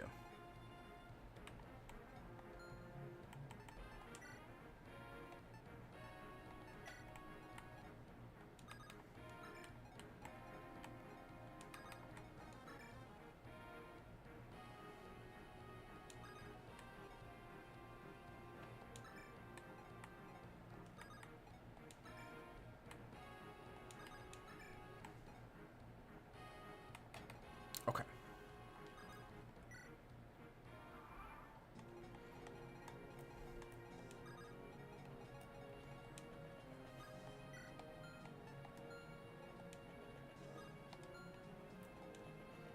He can attack. Oh my god. That's fine.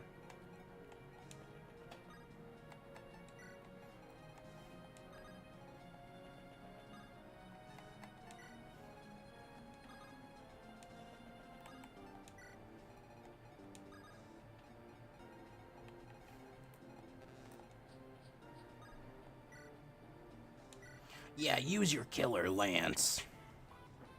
Man, I love the Pegasus Knight. It looks so cool.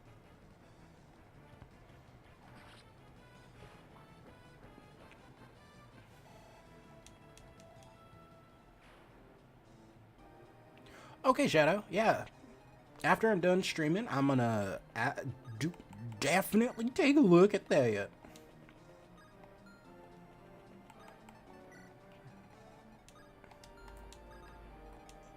God, Ross. You have no movement speed. Get the fuck away from me. Why Nemi? What did she ever do to you? Huh? She's just a girl with a bow.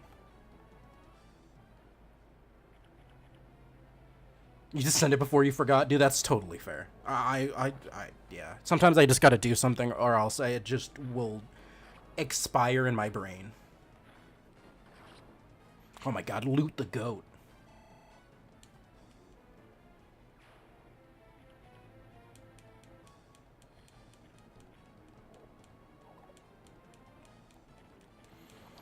You're also trying to figure out if you want to stream or not tonight. I feel that. I as someone who accidentally stayed up till 5 a.m., I genuinely was considering just going back to sleep, but I pulled myself up by my bootstraps and decided to do my scheduled stream. Loot. That's just wooed.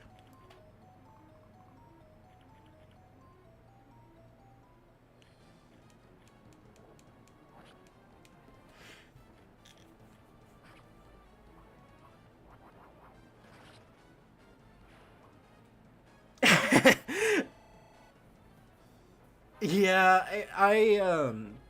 it's funny because I was like, I'm gonna go to bed.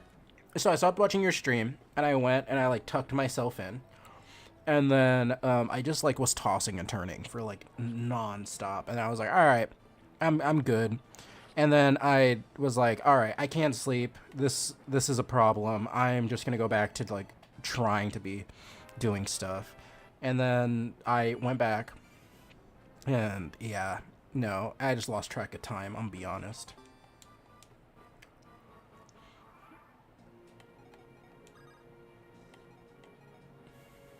It's funny too, because when I saw that when I was going to bed, I'm like, wait, is this right? Like, did she sent this at 5? Like, is she still awake too? No. I like gaslit myself. I was like, there's no way anyone else is awake right now. There's no way.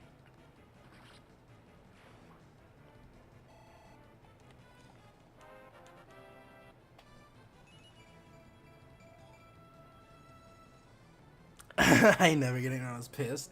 Dude, that's me. I rarely get upset in, like, video games. But, like, when I first started my YouTube channel, I would play, like, rage-inducing games because people found it funny. And so I have, it's lost now. It might be on, like, an old laptop or something. But, I played, like, Super Meat Boy. And I remember getting madder at Super Meat Boy than I have at anything else in my life.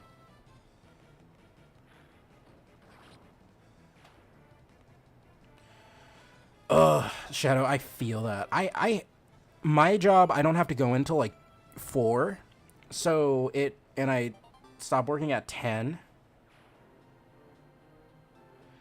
So my problem is that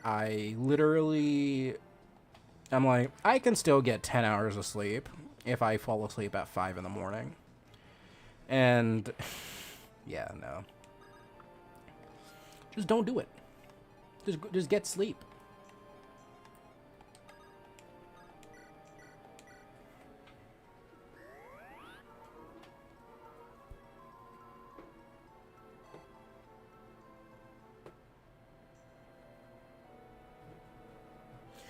Oh, Garcia is bad even on easy mode?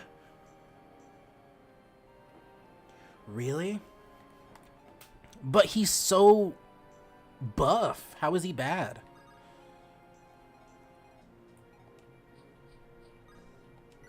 I want to believe in him. I want to believe Garcia can do good.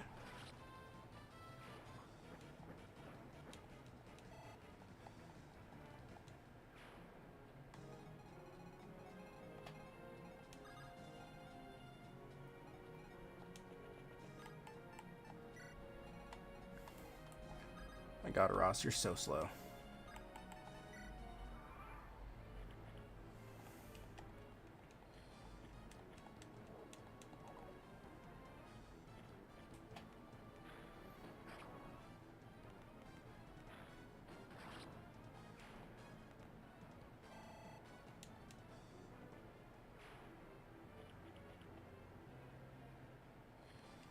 Please don't hit me.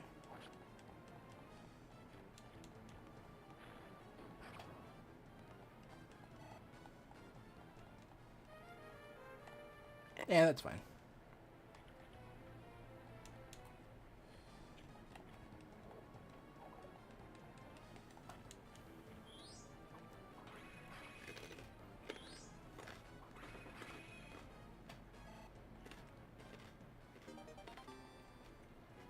Fuck yeah.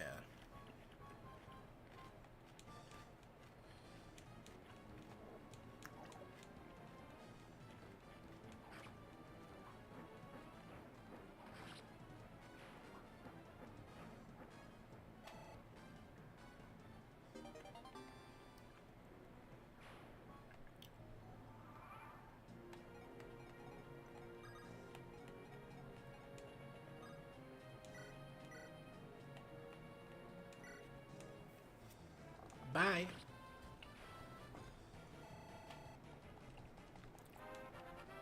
At least she finally leveled up. And it was a good level up, too.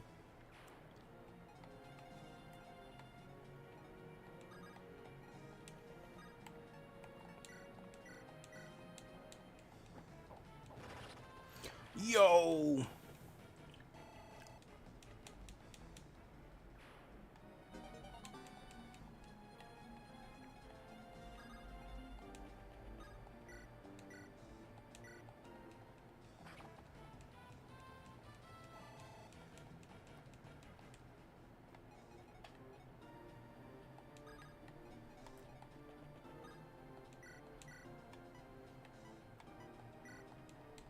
Get him, loot. Easy.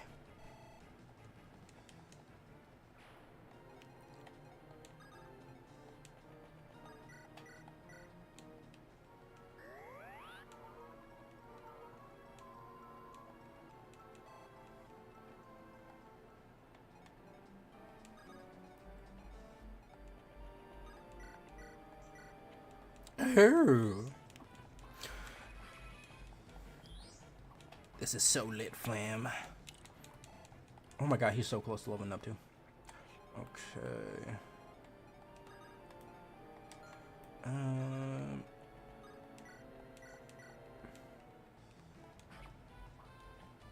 Don't die. Don't die.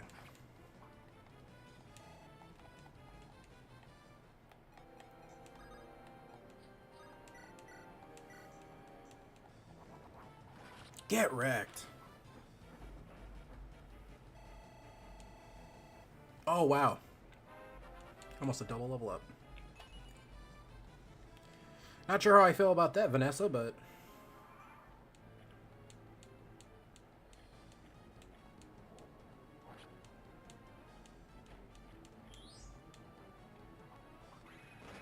Oh, get wrecked.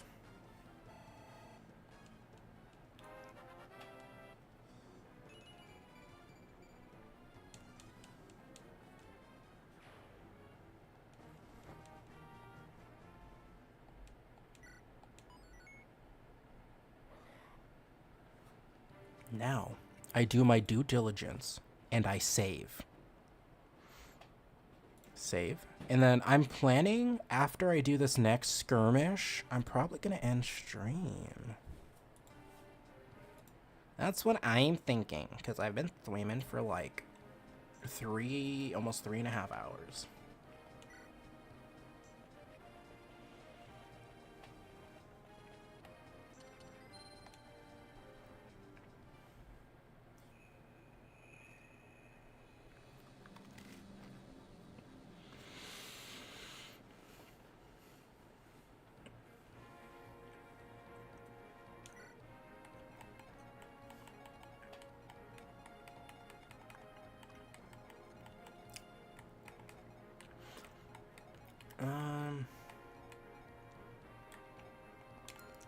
Gonna get rid of Ross, add Mulder.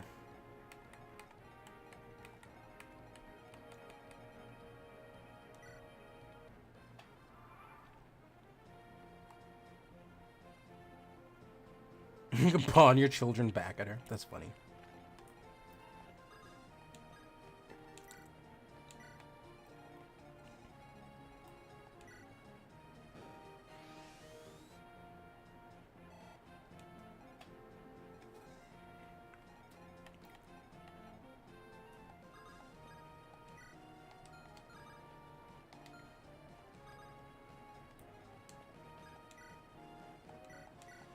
Eat arrows, fucker. Yay. All right, Shadow. I'll see you later. Thanks for stopping by.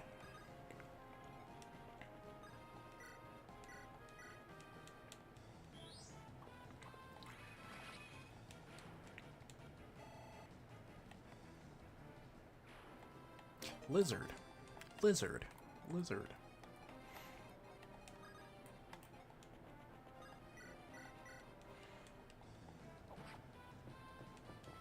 Okay, Garcia, why do you hit him like you're gonna one-hit someone, but then don't?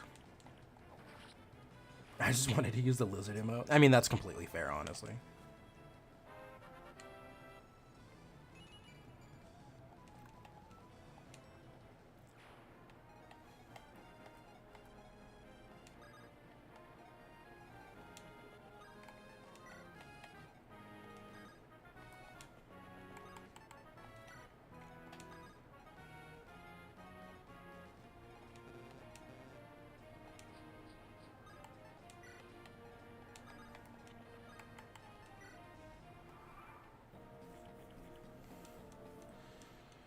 Garcia, don't die.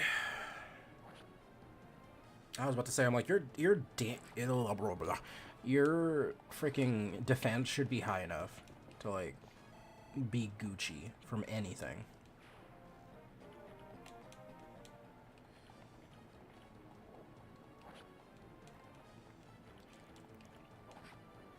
I thought you were gonna one-hit him. No, you're gonna have to two-hit him.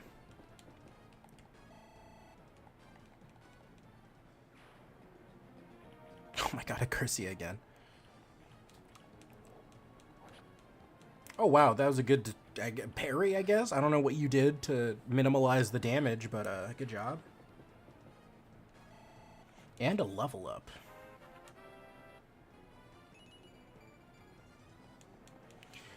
Good. Nice. Oh my god, another one. Garcia, please don't die. Okay, thanks.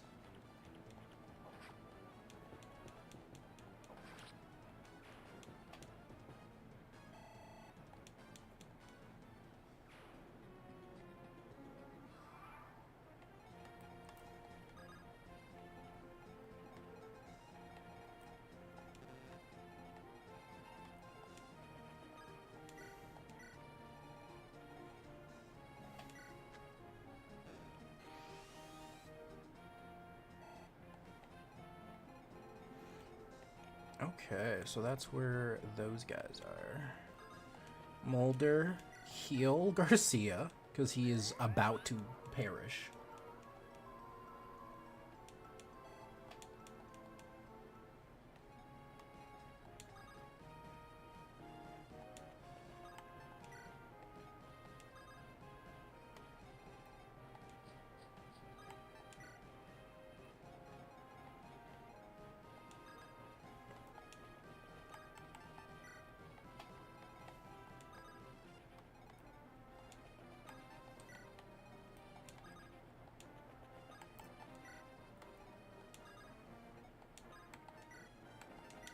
Just use your Volinary. So I don't have to waste a turn healing. You dare to attack Vanessa?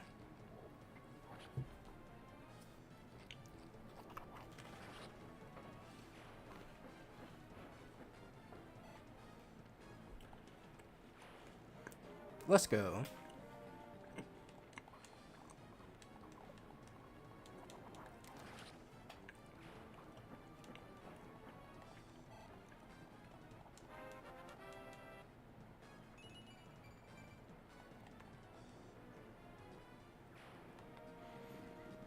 Oh my god, a wolf?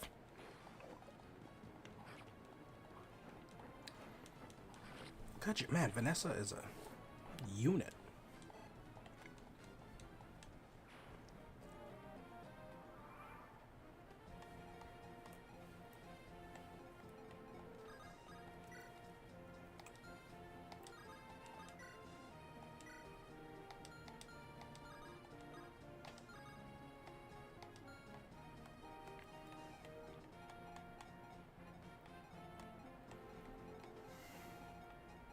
Cool.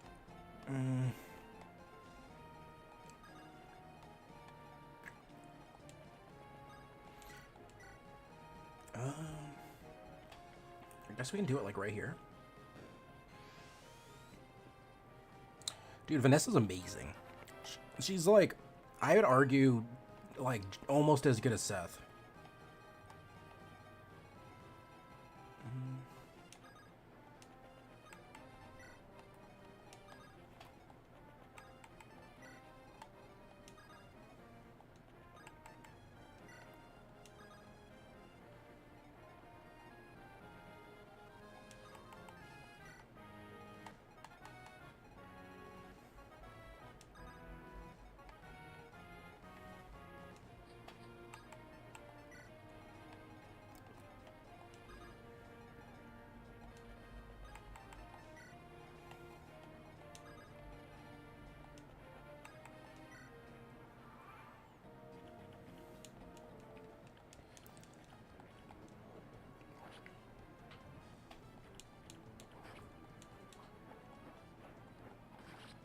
Yep. Thanks, Vanessa. Vanessa is a cheat code.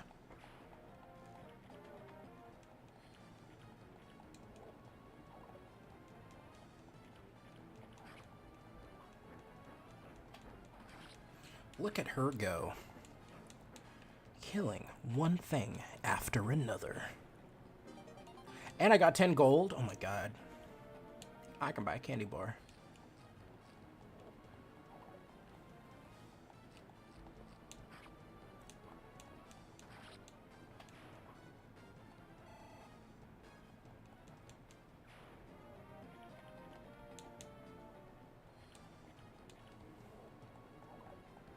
Easy miss.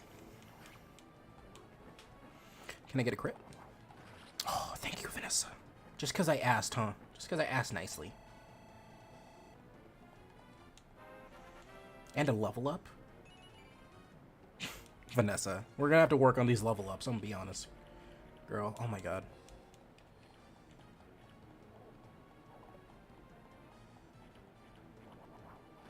Oh my. No way she just one hit that dude. Jeez.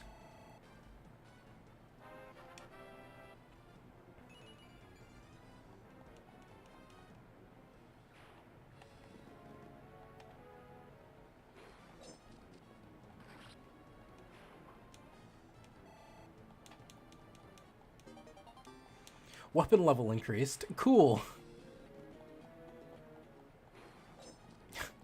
No damage just for it to get like one hit is so funny.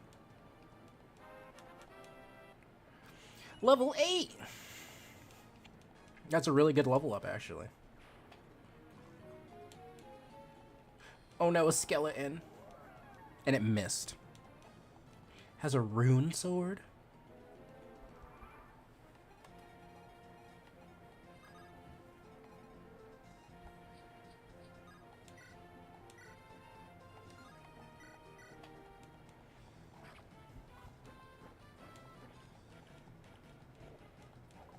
Get wrecked. You thought you could hit Vanessa?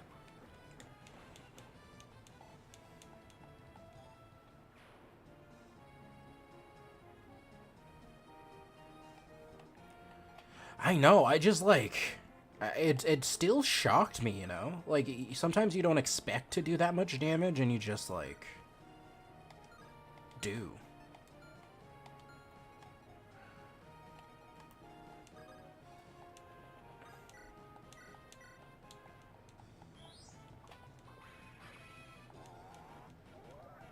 Miss. Easy.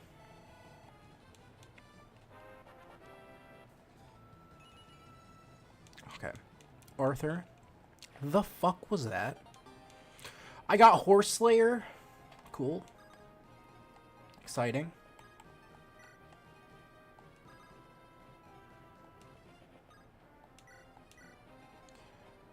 I guess I'll use the torch down here. Hopefully I don't light anything on fire.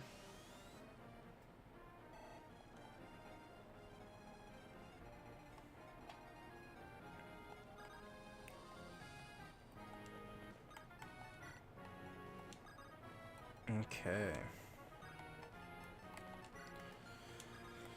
Okay. You're moving down there. And Mulder, you just keep on trucking.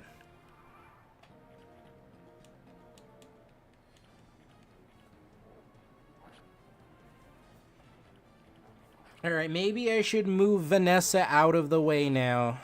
Perhaps I may have been hasty.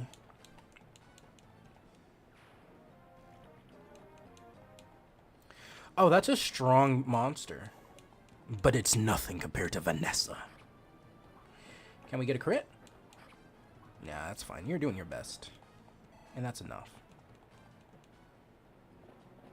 Hello? Hello! Don't attack me again, please. Otherwise, that may be scary.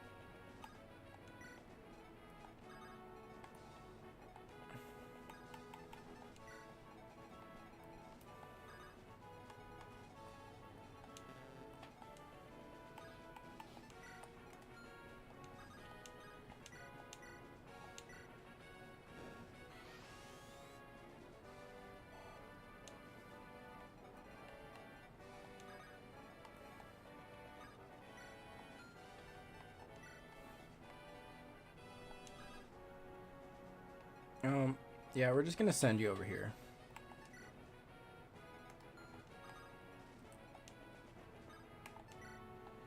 I think he's gonna attack Arthur. Oh. No, that's worse. Oh! Nami, run! Fuck! Shit! Okay, hold on. No? Yeah, we'll wait.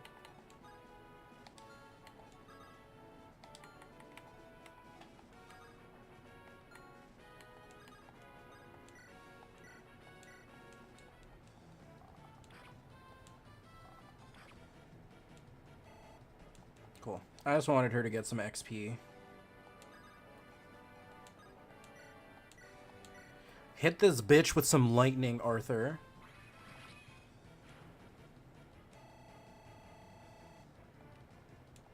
Honestly, I didn't want to give you the level up, but you're the closest one. Sorry, bud.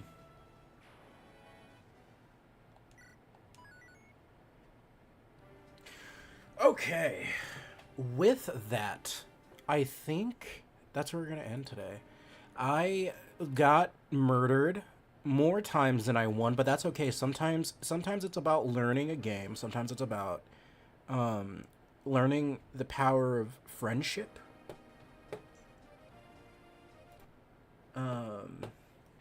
And learning just in general, you know. Okay. I'm gonna see if there's any cool people I can raid.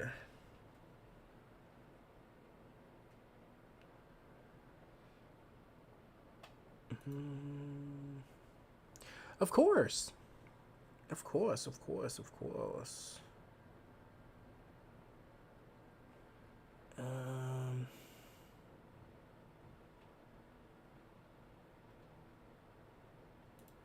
Yeah, you know what? I'm gonna raid Navali.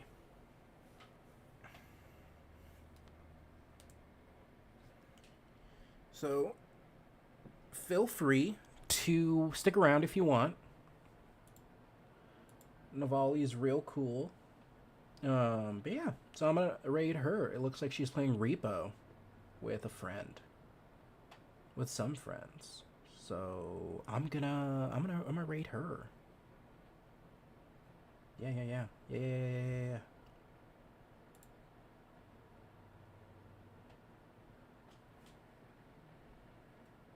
Whenever this decides to. But yeah, well, thanks for stopping by, everyone. Had a lot of fun.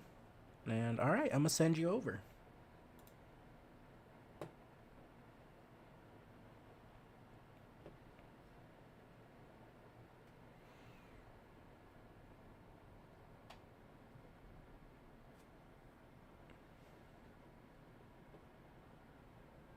Why did it close? Okay, well that's great.